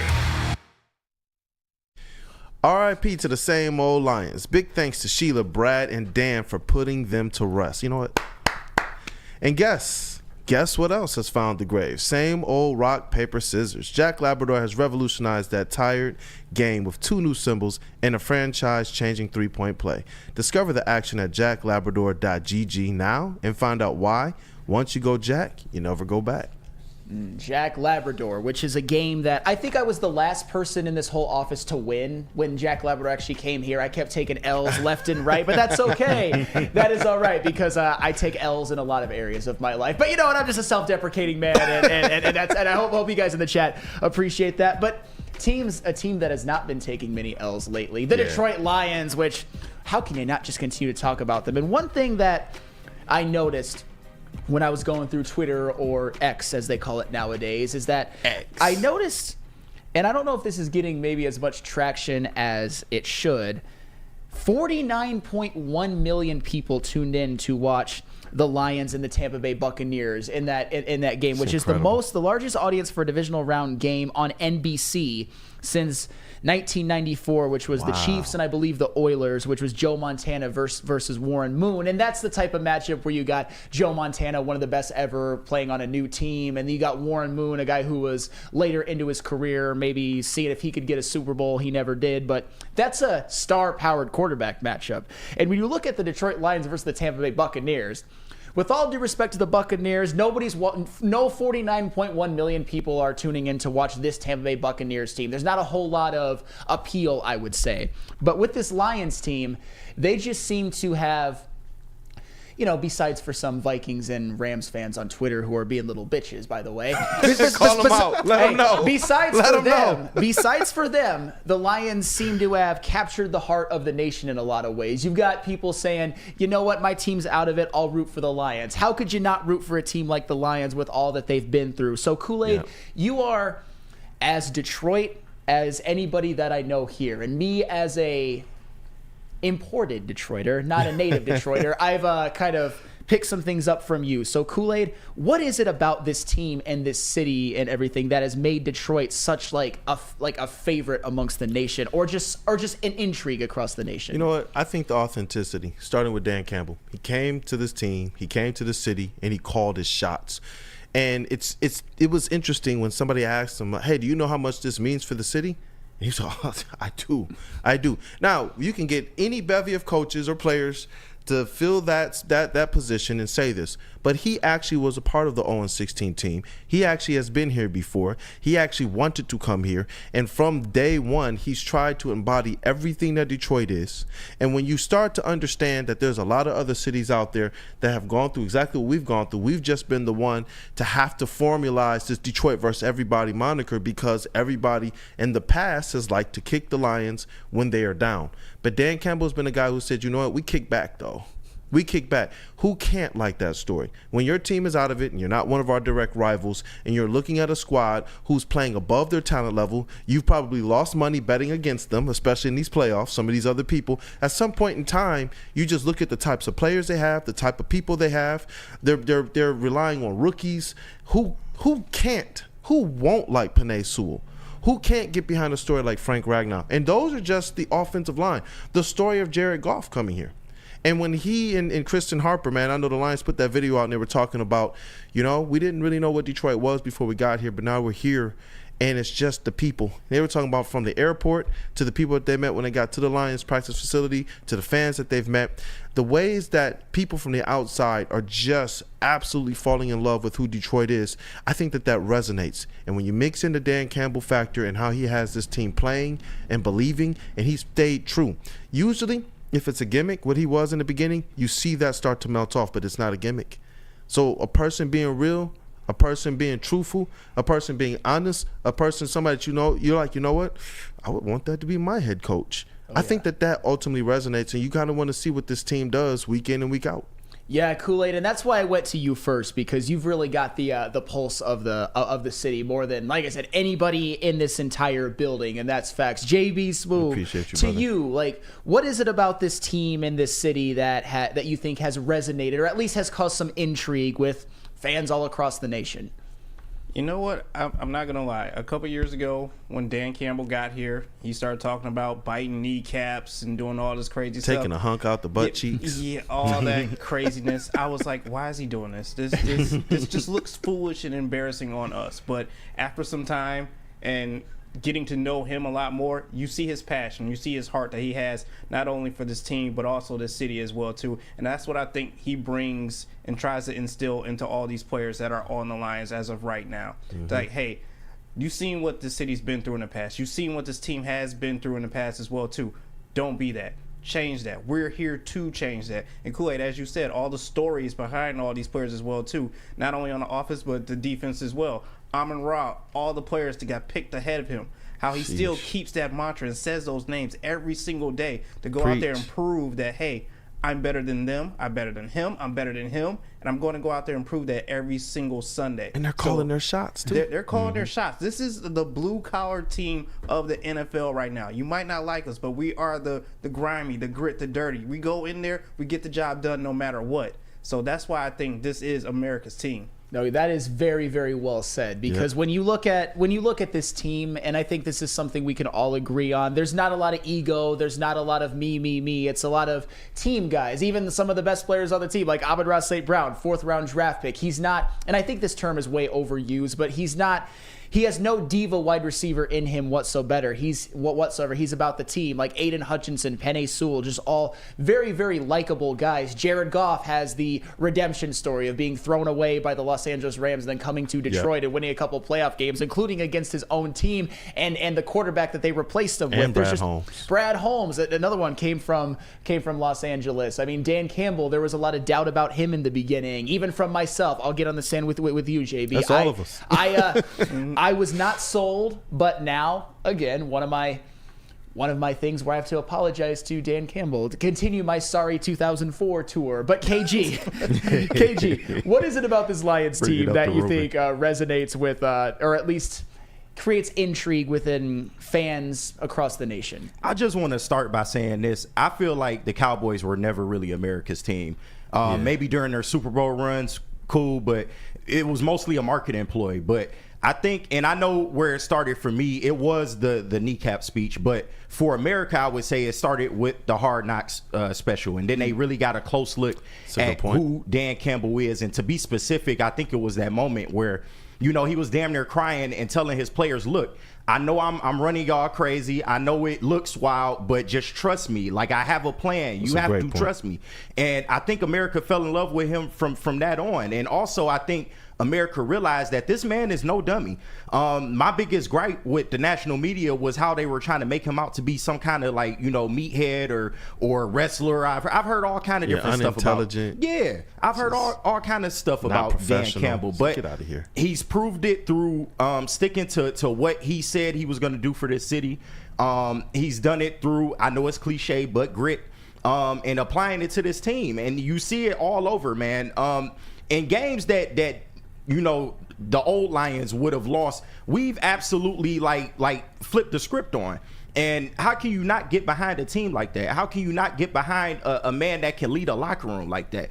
Like everybody says, I run through a wall for the guy. So yeah, man, I think it's just a tribute to who he is. He's never switched up. He's always been genuine. He's always stuck to who he is, and I think that's why America is finally buying into the Dan Campbell experience. And another thing here too, I think Sheila, Chris Spillman, Mike Disner, these guys, Rod Wood, but primarily I just wanted to make sure I shouted them out, because a lot of times we talk about Sheila Ford Hamp and we forget about the job that Chris Spillman has done as well. Yeah. But when shout out to Mike Mulholland, photographer, who took the picture of Sheila just kind of covering her face. And I know Doc, he usually talks about it too when he's on this show. Seeing that she was fed up. It wasn't just an owner that was just in the box like, well, at least I know we're printing money. You could tell, man, and I don't care where you are. We look at other teams, and if their owners are trash or if their owners aren't as invested, you feel that. You know what I'm saying? You're like, whatever. But to see an owner like her, as storied as this franchise is, and kind of with that Ford name and what it's meant, and people saying sell the team forever, but then you get one of those family members in this spot who actually cares, who actually was a fan of this team, who actually said, you know what, I want to just be able to assess for a little bit, but no, we're going, we put up the graphic yesterday, man, from I can't watch anymore to I need more now. I need more. And that's what she's actually absolutely been. To see her up in that press box now, kind of standing, kind of stout, man, and proud, like a Detroiter. That stuff resonates, man. It ultimately does, from the top to the last player on the roster, to the people that are competing on the playoff squad, and this whole aspect of grit. Of course, they're gonna market and advertise grit kind of as their marketing campaign, but that's because that's what they proved to be. It was almost easy. They didn't have to go and push something that they aren't. Right. And that's what I mean. There's nothing that I have experienced with this version of the Lions that has felt phony, that has felt contrived, that has felt forced. Yep. In the beginning, we might have been like, okay, look, bro, we want to give you an opportunity, Dan. But as we've continued to see that this is absolutely who he is, and his team is taking on that identity, it's absolutely been something that I believe real people can get behind. If you cannot get behind these Detroit Lions, this Dan Campbell, this front office, then you're just not real. That's just how it goes. You know, big facts. Everything you said was so spot on, and why and how they've resonated. But the best part is all of that is 100% true. The fact that they're genuine, the fact that all the right people are in place, and I think a lot of people see themselves in some Detroit Lions players, and even front office people who've had to redeem themselves, people who are doubted, have had to work really hard. The best part is all of that is all well and good. It's great. It's phenomenal. But they've turned around from being 3-13-1 to in the NFC Championship game in 2 years. Yeah. All of that just shows that they're winning. Yeah. They're the ultimate underdog story. They were the worst franchise in pro sports up until 2021 or up until 2020. I would say that they were the worst franchise in all of pro sports. They hadn't won anything. They'd won one playoff game in the Super Bowl era. I mean, we can talk about some of their coaches that they've had, like Marty Morningweg and GMs like Matt Steve Millen Mariucci, and Steve Mariucci. I go down the list. Matt Patricia, Rod obviously, Marinelli. Bob Quinn. It's just front offices and head coaches and even some players that were very, very talented, but they just couldn't. And it wasn't their fault. Like, it wasn't Barry and Calvin's fault, but they just could never find the right team around them and everything. But now they've, under the leadership of Sheila and Brad Holmes and Dan Campbell, Chris Spielman, all of that, they've turned this team completely around. They could go to the Super Bowl. You know what, too? Players like Megatron and Barry, who asked out, who were like, listen, we can't continue to take this. We're taking a beating. We're giving our all. Seeing how they distanced themselves from this franchise, but underneath this regime have said, you know what? This is something we're going to get behind. I think that resonates as well. Sheila, Mike Disner in that front office has done a masterful job at making sure that, honestly, the legacy of the Detroit Lions can look a lot better than what it had been underneath the previous owners and the previous front offices and such. You know, we had coaches that came in here prior, Matt Patricia and Bob Quinn in the front office, who thought that they were the smartest guys, not just in the room, but in the world, bro. Now you have guys that are coming to this organization just to not right wrongs, but to put this team in a better position to win games and to do it representing the city. That's something different when you thread the fabric of your team with who Detroit is, rather than trying to be the New Age or the Midwest, Patriots. Right. I believe that matters, man. And he said it. He said, you can't. Dan Campbell said it in one of his recent press conferences. You can't have some team out here that doesn't resonate with the city, especially if they're not winning, and especially if you have to go through what they had to go through. They knew that this was going to be a process when they started that first year. Not so good. And that second year, the first half of the season, not so good. But the second half of that season, you don't have the run they did from the second half of last season and what they're doing this year without the foundation being strong, no matter what the wins and the losses look like. And the fabric of Detroit weaved all through that, of grit, of determination, of not giving up, of sometimes we're down. But he said it, and he meant it. We may be down. You may knock us down, but that's not where we're going to stay. Oh, absolutely not. And KG, you seem chomping at the bit. Like, go ahead. Oh, no, I'm listening to everything Kool-Aid saying. He hitting my heartstrings right now. Oh, yeah. It's absolutely true.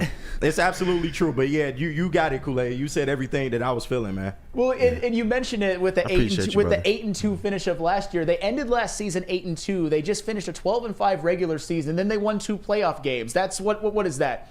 You're doing quick math. Is that 22-7 in their last 29 games? Bro, to not lose any back-to-back, have no back-to-back losses this year. I'm talking about you lose a game, you correct it. It's just like, I don't even know what I'm seeing right now. Yeah. I just don't. I'm enjoying it. But I never thought that this type of a run this quickly was even possible for the Lions. I thought it's going to take some time to get this team together, and then we're going to have shots to win the division. No, they just had completely different plans, bro. Completely different plans.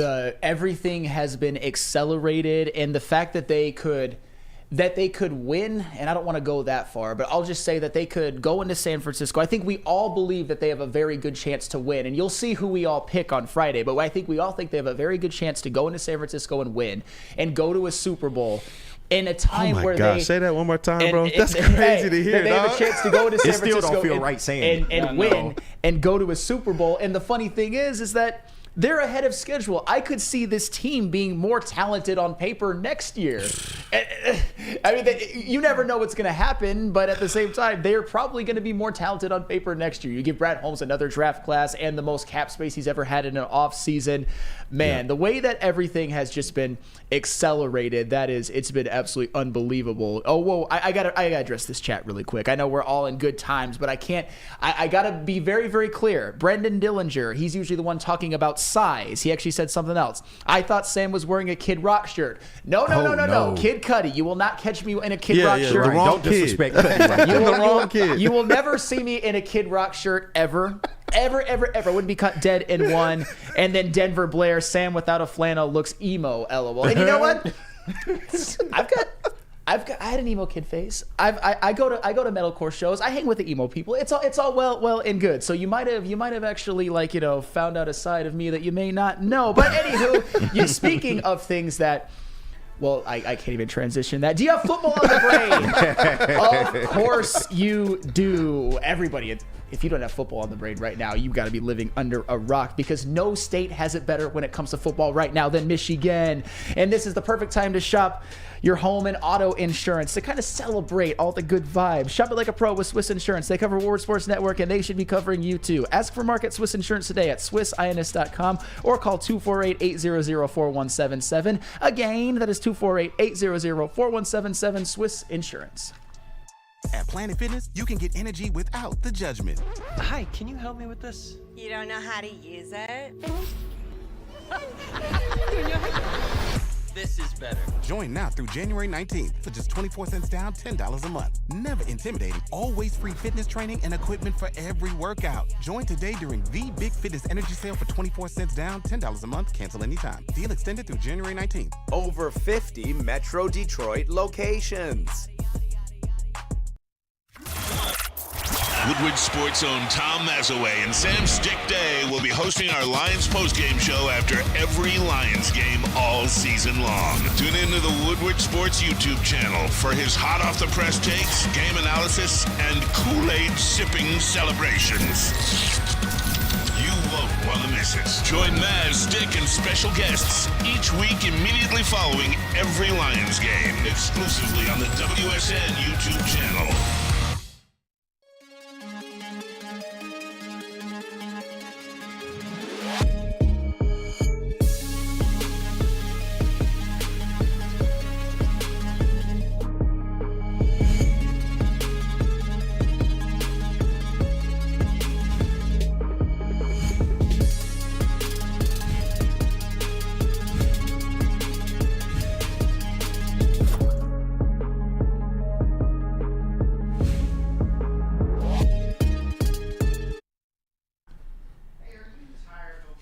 Same old Detroit sports merch. It's an amazing new era in sports wearables with new designs, amazing apparel, and the ultimate swag. Check out Woodward Sports' latest gear at woodwardsports.com. Click on that shop tab. We've got hoodies, we've got tees, we've got hats, and everything guaranteed to turn heads at the next tailgate. Or hey, maybe you're going down to San Fran. You gotta rep the Lions. Get that Stoke Not Scared shirt. Get the latest designs today at woodwardsports.com. Click on that shop tab.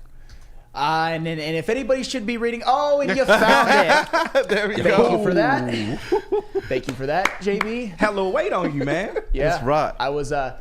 That was me. I think that was in 2010 or something like that. I thought I was cool. Everybody in the chat, everybody in this room has that embarrassing 2010 Facebook picture. Oh, absolutely. Come on. Absolutely. Come on. We're all past the age of 30 in here. We know. But that's all well and good. But I represent it shows the glow. All of us got that selfie picture with the cloudy mirror. We all do, yeah. We all do. You know what though? I can use that as well. Some people might think I didn't glow up, but I know that I did back then to what I am now. I'm a whole new man. But you know what? You know who else is a whole new team? Who was a bad team back then? The Detroit Lions. I like this Dan Campbell confidence that Sam got going on right now. Yeah, I love it. I definitely don't have Dan Campbell confidence, but I appreciate it. I'm getting there. I am getting there because Dan Campbell is the ultimate alpha male, just confident man. And, but you know what? Speaking of guys who are great at their professions, there is one player. I wouldn't say that he's flown under the radar, but in the playoffs, he has put up a historic rookie stat line to this point. And that is one Brian Branch, the B-2 bomber himself. Yes, sir. And JB, I know you got that. Of course you do. Since at least 1999, Lions defensive back Brian Branch is one of just 2 rookies to have 15 tackles, 2 tackles for loss, 1 sack, and 1 pass deflection in a postseason, joining Nick Bosa. And that's all the more impressive because they play 2 different positions. And I know this includes pass deflections, but this is a stat line that, like I said, a guy like Nick Bosa, like a defensive end could put up. This doesn't even include all of his covered stats or anything like that. So Kool-Aid, we've watched this team from start to finish. We talk about all the rookies that have stepped up for the Lions. None bigger, in my opinion, than Brian Branch. How important has he been to this team's success in the regular season, postseason, and how important will he be if the Lions want to defeat the San Francisco 49ers and maybe go further? Bro, what an amazing job by Brad Holmes. Yeah. I just got to start there. Like, just looking at that stat and kind of seeing the name Nick Bosa in there, it shows you, it speaks to exactly how important Brian Branch has been to this Detroit Lions team and the defense. And honestly, these different sides of the balls, they feed off the confidence that each other bring to the table. And I think that Brian Branch, you talk about somebody who's just absolutely kind of gleaming with confidence, man. I never see this guy take a play off. We always see him on the edge of his seat, ready to make a big play. And even though there's been some mistakes along the way, like you would expect for a rookie, he hasn't really allowed that to keep him down at all. He hasn't allowed that to be the narrative at all. He's continued to go out there and just honestly put in work. And what I love is the physicality of this team. I spoke about it earlier, and Brian Branch is one of the chief of those, man. We're talking about going all the way back to the beginning of the season when everybody was talking about the whole Bijan Robinson versus Jahmyr Gibbs, and they played the Falcons, and we all remember that hit, right? I hope we didn't forget it. Oh, yeah. Because Bijan Robinson is still looking for his helmet, man. He's still looking for his helmet. That still shouldn't have been a flag either, man. Like, that type of stuff gets on my nerves. But I don't care. Play with that edge. And that's what he does. He doesn't play fearful. He plays to an edge. He plays to his strengths. He plays to absolutely destroy whoever he's going to tackle. And I love it, man. I love it. You want to talk about importance. It's crazy that we're sitting here talking about guys like Sam Laporta, like Brian Branch, and they're rookies, man, making big impacts. Like, what a time to be a Lions fan. What a time to be a Lions fan. And Brian Branch, I mean, we all remember, put his mark on the season with that big pick 6 against the Kansas City Chiefs. And I believe that the Lions don't win that game without that play. It was one of the biggest plays of the season still, because that's the game. It started your career, and that's what really started off the season. And who knows what would have happened if the Lions would have lost that game, but we don't have to wonder because they won, and now they're in the NFC Championship game. JB, Brian Branch, how important has he been? How important will he need to be for the Lions to win the NFC Championship and go further? I like the way you said that, too. Yeah. But he's been extremely important. And, I mean, hell, this goes even way back to draft day, back to training camp as well, too, where he was just trying to do whatever he could to get on the field. He wanted to be on this team and to play this entire season, no matter what. It didn't matter what position it was. He just wanted to be out there to help this team as much as he could. And he's proven that time and time again. Hell, he's even gone on to say that, hey, San Francisco is a good team, but hell, we're a good team too. And if we're clicking on all cylinders, they are in for a very rude awakening. And I believe that is 100% true. There is not going to be a play that he's going to take off. He's going to be on that field no matter what. Hell, he's just as tough as Frank Ragnow or anyone else on that team as well too. So, man, hats off to this guy. I wanted the Lions to draft him, and they got him. Bama boy right there. And you know what makes it even more crazy is after these games where he's like leading the team in tackles, he's in the press conferences and meeting with the media like, yo, I made some mistakes. I have things to clean up. I'm like, yo, how great do you really want to be? Right. It's almost like that Kanye thing, like my record's broke records. Like that's what I see out of Brian Branch. Like, and I'm sorry, you got to put the other stat in there too, which separates them too. Got the mouthpiece stuck to his helmet the whole game too. It's like, what kind of animal is that, bro? Yeah, you know you're going out there to honestly bust up the other team, and you are going with reckless abandon, like, yo, no mouth guard here. And this is football, man. Like it's crazy to see, man. Yeah, I mean, and that just kind of when you do something like that, that adds to your lore, especially if you're a good player, and Brian Branch certainly is. And I personally think that he has a case for Defensive Rookie of the Year. I don't think he'll win it, but that just shows how impressive he's been. KG, Brian Branch, how important has he been? How important will he need to be for the Lions to continue to advance in the playoffs? Man, he is crucial, and I still to this day do not understand how a talent like him fell all the way to the end of the second round, man. It's crazy, but I know Maz brings this up a lot. Like, he showed you the kind of player he was by staying. You know, he was supposed to be a first-round draft choice. He wasn't. He stayed on day 2 to get that walk across the stage, and he celebrated with the Lions fans. It just showed you how much of a humble team guy this guy is, and he's done nothing but just prove it on the field, man. That Kansas City game where he kind of made his welcome to the NFL moment with that pick 6, man, and essentially brought the Lions back in that game and helped them seal that one. Man, he's been absolutely amazing out of that nickel spot, man. And I know he's had some rough patches here and there, but overall, you're looking at your safety of the future, man. And he is an absolute dog. He brings it every play, like you said.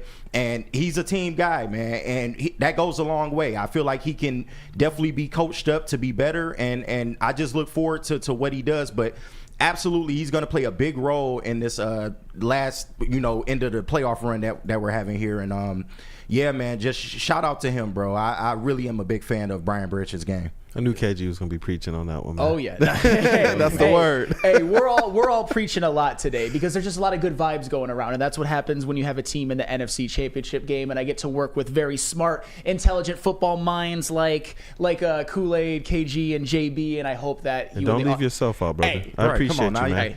You listen, man, if y'all don't understand, Sam really, really did a good job with this show prep today, man, and bringing a lot of this stuff together, man. I appreciate you, brother. Hey, and I appreciate all of you guys. Balnor. Hey. Well, despite what the chat says, Balnor. Hey, you know what? It's all good. It's all in good fun, and I appreciate that though, KG. You're a Balnor as well. And Weezy D313, he brings this up, and I agree with him, and I also agree with his second sentiment to an extent. Best player in our secondary, yes, I agree with that 1,000%. Although impressive, also an indictment on us. But that's partially true. But they're winning. But it tells I would say an incomplete story, and it also proves to why Brian Branch was so important and why his emergence was just integral for the Lions' success this year. Think about it. Emmanuel Mosley, supposed to be maybe their number 1 corner, hurt for basically the whole year. He came back for a couple plays, tore his ACL again, out for the season. CJ Gardner-Johnson hurt for most of the year, although he's back for the playoffs. Iffy. Late season demon, late season bloomer, that is 100%, but struggled with injuries and really was kind of an afterthought until he emerged later on. Brian Branch has been great pretty much since, not pretty much, since the beginning, because he had his biggest play in the first game. And you look at the Lions outside corners who have played. Cam Sutton, not great.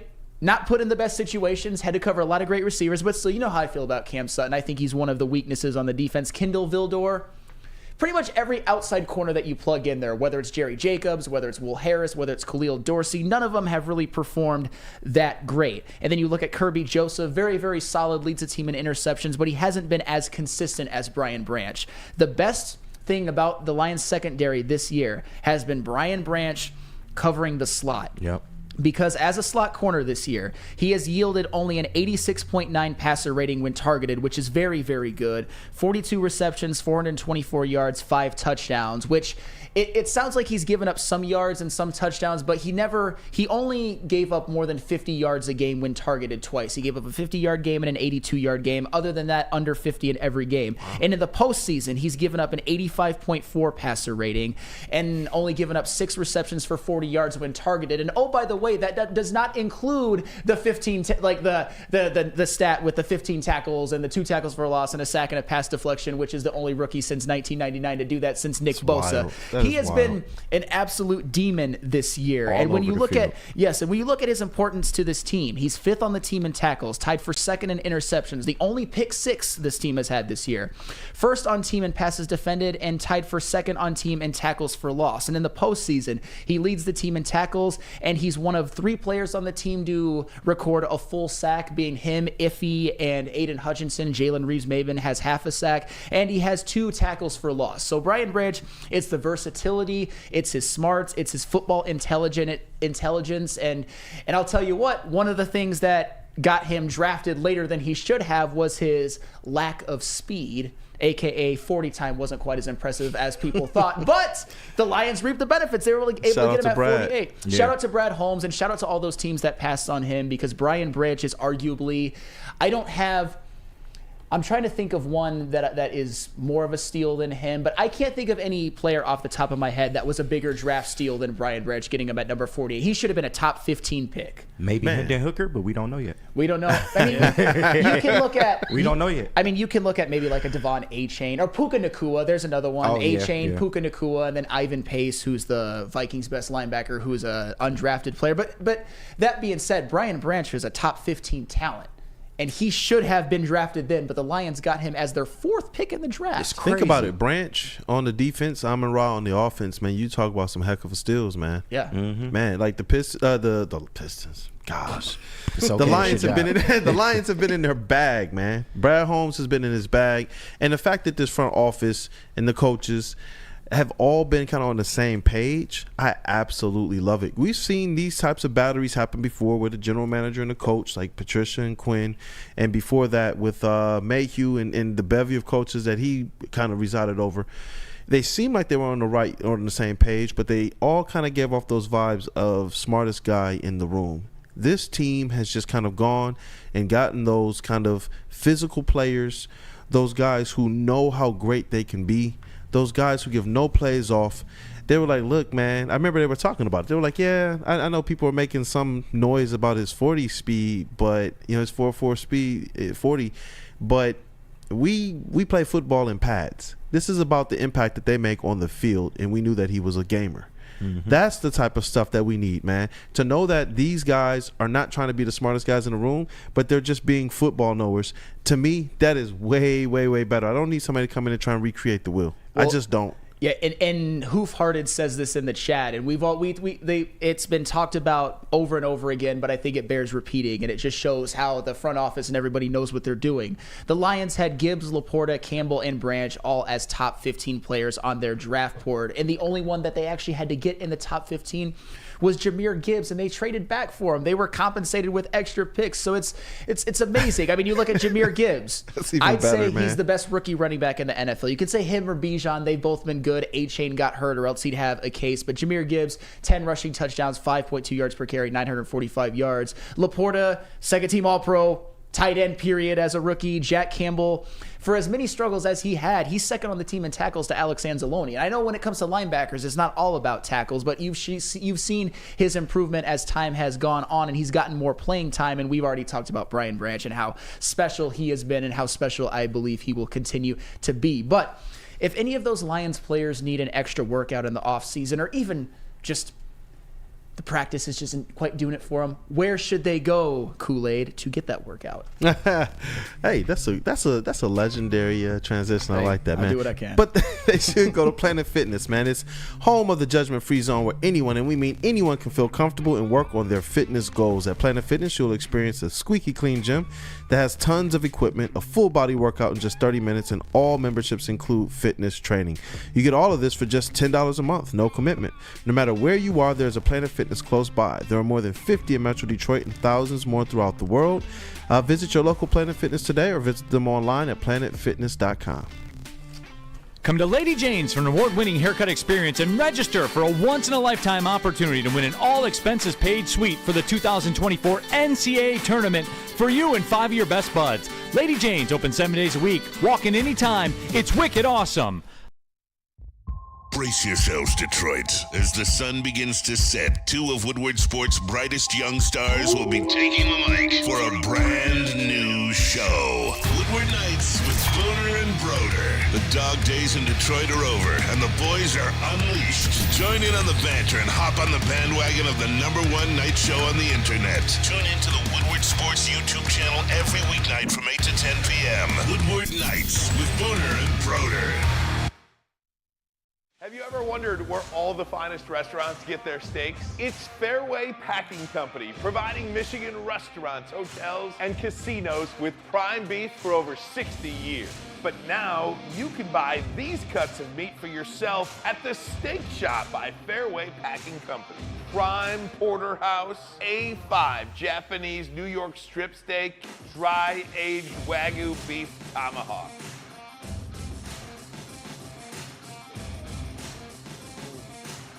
Delicious.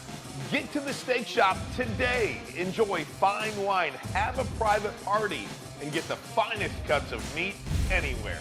The Steak Shop on Mack Avenue in Grosse Pointe Woods, or order online, fairwaypacking.com.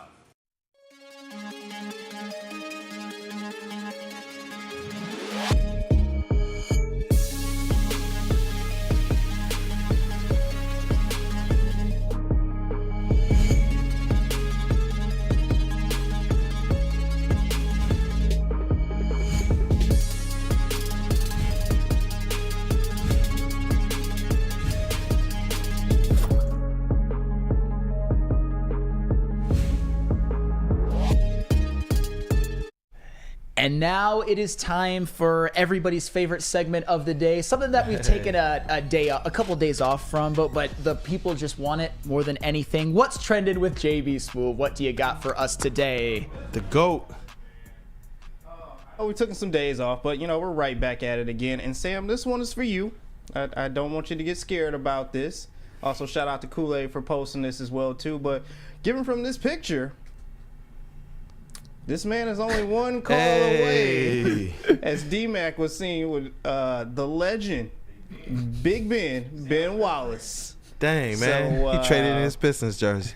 So, Sam, I don't know. That call for him coming in the studio could be coming a little bit quicker than you think. Here's the thing. I've always known that there could be a day.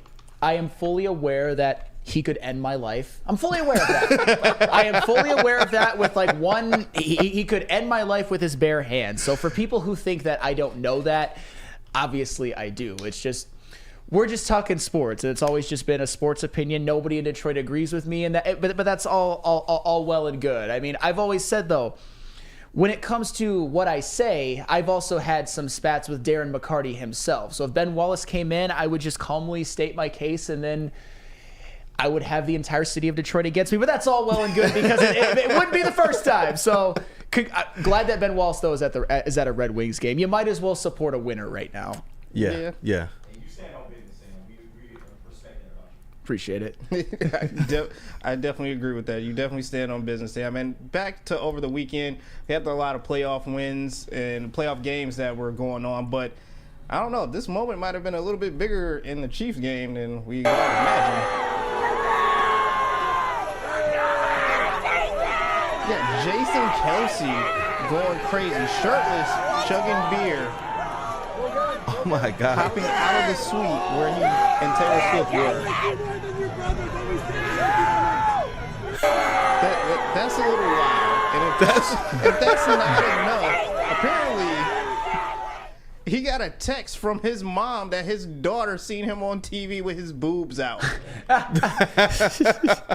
What the hell was going on in Chief Kingdom or Chief Nation? I don't even know, whatever you call it, Sam. What is it? Yeah, you know what? I just like to see the brotherly love. There's no animosity between Jason and Travis. And the crazy thing about the Kelceys, and I know this wasn't the topic, but they don't get as much, I would say, shine for being one of the best sports siblings of all time. I mean, you've got Jason Kelce, who's one of the best centers of all time. You got Travis Kelce, who I believe is the best tight end of all time. They're both going to walk into the Hall of Fame the first year that they are eligible. And the fact that Jason, obviously, his Eagles had a very, very disappointing season, an absolute meltdown at the end, but he's still there supporting his brother and rooting for Travis to get another Super Bowl, which would give Travis 3 and only Jason 1. I just like the brotherly love. I like the support. It's nice. There seems to be no jealousy or anything like that. They just both know that they're both all-time greats. Kool-Aid, would you be out there wilding like that? Nah. With your shirt off? Nah, bro. That's not what we do here. I remember we were on one pod and we were talking about that with Sean Belegian, man. One of these shows, and it was just like, nah, it's not what we do. You remember that one, KG? Yeah, nah, I'm not wilding out like that, bro. Black people taking our shirt off in the cold, and it's not flying. But I wouldn't be going crazy for my brother like that. Yeah. I'll find some way, but I got to keep the clothes on. It's a very, not to be this person, but it's very on brand for an offensive lineman. I'll just say that. Yeah. But why not? Like, if you're an offensive lineman doing that, you're the coolest guy in every room you walk in. I mean, I love it. I love it. Yeah, I definitely have to agree with that. I'm not hating on it at all. I'm not hating on it either, but you know what? I think I'm calling my shots on this one. I'm just putting it out there, putting it in the air right now. This season ends the way it started. Lions versus Chiefs Super Bowl. Only one man can take down the Kansas City Chiefs. Man. What do you think? Dream come true. Honestly. Like, I mean, I hate to be this person, but it's the team that I want to represent the NFC, my favorite team, the Lions, and the team that I would want to represent the AFC. It would be, if you could script a Super Bowl, that's what it would be. Who would you want to win that matchup? Lions. Okay, there we go. Say it for the people. No. Hey, you already know, but some people in the chat are going to be like, oh, Chiefs fan Sam is coming out again. But as far as an AFC, and I actually think that it would be a better matchup for the Lions, by the way. I don't know if they want the Ravens' problems again. I don't think that they would lose 38-6 or anything like that. But I would say that the Chiefs are also the better matchup, just for the record. Yeah. And I'm going to see the Lions win, take that dub. Hopefully have you feeling happy.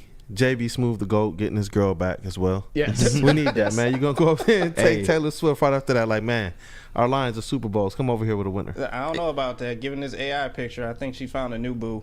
Oh man. Jesus, not Andy.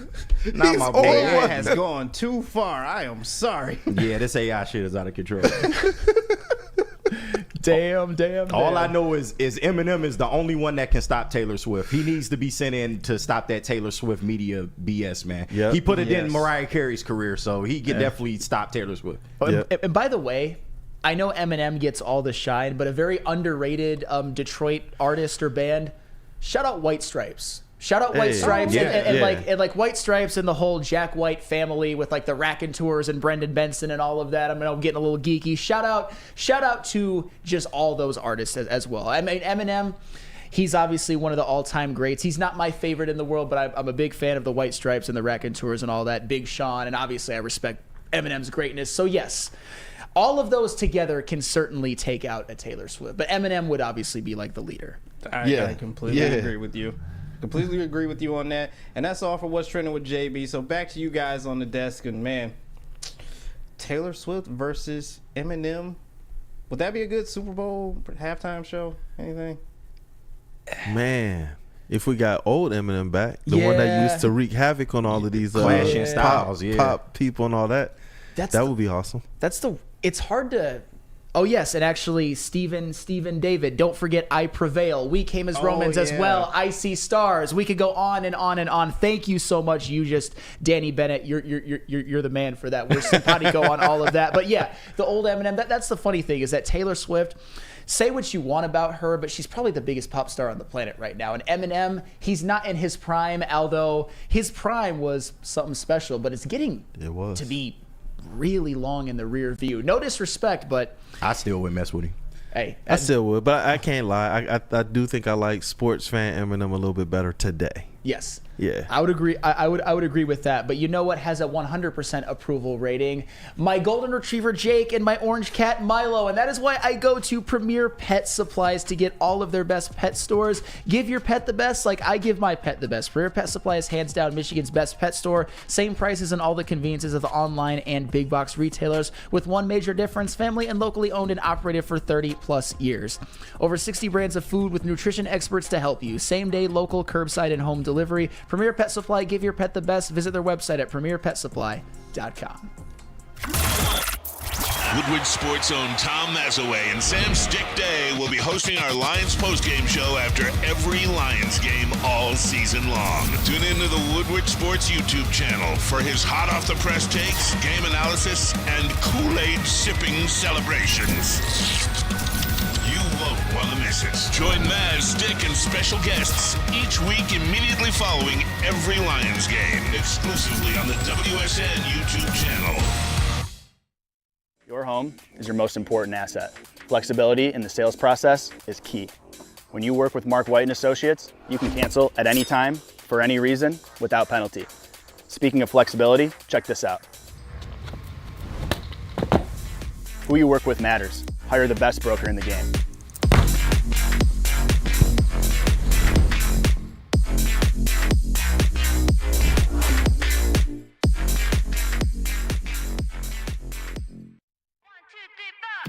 Feel alive during Feldman Chevrolet's biggest New Year's sales event ever. Get the best prices on our huge selection of award-winning Chevrolets.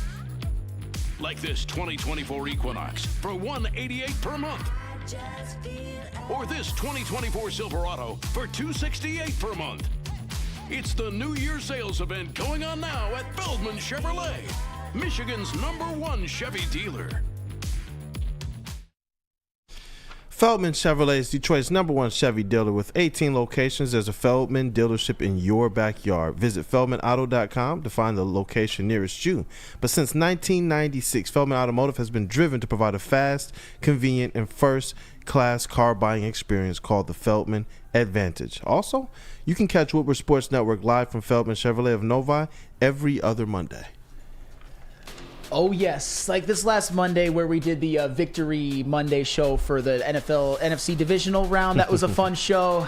Feldman, where I got my new car after my old one broke down on the way to the Michigan-Ohio State basketball game. True story, by the way. Not a great day, but Feldman got me out of a jam. Yeah. Feldman got me out of a jam, and it only took me about 4 hours, so shout out to them. Michigan basketball, the bane of Sam Flannel. I swear. But at that time last year, there was still some... Because last year... there was still some hope up until the end that they could make the tournament, and they actually won that game, but I didn't get to go, unfortunately. But Man. and the now, one yes. game you didn't get to go to, huh? The win. Oh. I probably won't be going to any Michigan basketball games to end the year, but you know what? I'm getting in a bad mood now. We gotta go to mailbag. Mailbag. Steve-O, baby. I should have teased this, but Steve-O, you know what's coming. Sam, I'm curious. In what way do you think the Lions are America's team? Are they above the Kansas City Chiefs? Just curious. I mean, I would say right now the Detroit Lions are the team that America probably wants to see win the most. If you want to say the Chiefs, they've certainly been the most successful. They have the face of the league in Patrick Mahomes and Travis Kelce. I think his profile has even grown more by dating Taylor Swift. And I will say this, if the Chiefs win the Super Bowl, I'm not saying I'm calling for it. If Patrick Mahomes wins another Super Bowl MVP, the gap between him and the second best quarterback is going to be the Atlantic Ocean. Because think about it. When it comes to none of the other young ones, his contemporaries have even one, and he has two. Think of the last Super Bowl winners. You got Matthew Stafford. You've got Tom Brady. You've got Nick Foles. Kind of the old guard. Yes. Yeah. Like Matt. No, not Matt Ryan. He lost. Tom Brady again. Peyton Manning. Like Joe Burrow doesn't have one. Josh Allen doesn't have one. Herbert doesn't have one. Lawrence doesn't have one. Lamar Jackson doesn't have one. Hurts doesn't have one. So the Kansas City Chiefs are definitely probably the other, I would say, America's team, at least with the success and the profile of their best player. And this is for you, JB. This is from Dante151. Thoughts on WWE Monday Night Raw going to Netflix in 2023? Good one. Yeah, I seen that one. I'm excited about it, but a little nervous as well too, just because the fact like there will be no commercials for all the Netflix subscribers, but at the same time, I don't think Netflix has done well with live programming. I believe like a couple of shows that they were trying to do like live reunion shows, and it did not go over well. I think a lot of people were trying to log in to Netflix and get on their TVs and their servers, and it just kind of crashed. So hopefully once they get it figured out by next year, then everything will be fine. But I don't know, it's different and something interesting, and now you know for sure Netflix is going to jack up these prices once again for their subscription. So it's cool that I have it now, but it is kind of annoying. That's a man who loves his wrestling, bro. Yeah. Hey, I shout out. love the passion, for real. Yeah. Me and JB, man, we need to do a wrestling show, bro. I'm down. I'm down whenever. For sure. You know, KG, I don't know if the people understand your wrestling fandom. What do you think of WWE Raw being on Netflix? I think it's smart. It's the future. Network TV is dying. I know they were looking for a big network deal and tried to get the most money that they can. But yeah, it's just where everything's going, man. Everything is digital. People want to be able to watch it when they want to watch it.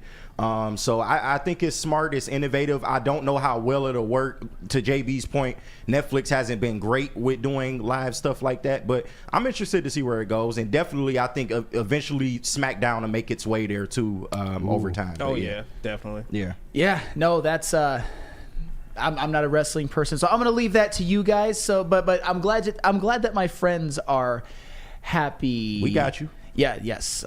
Shad, this one might be for you, Kool-Aid, because he's one of those that is higher on the Pistons' future than most. With Gallinari, Muscala, Ivy, and Cade are going to be feeding families with the floor spacing. I see all right, Shad. I see a 16-game win streak starting with the Blazers next Wednesday. I thought you were serious at this point. You got me. Kool-Aid, are the Detroit Pistons going to go on a 16-game winning streak? Breaking news. No. The big three? The big Mike Muscala, Cade, and I don't even know. Oh, Gallinari. Like, come on. You know what? I mean, be real talk. I'm glad that they did at least this incremental move, but you got to give me the big fish. You got to bring the splash.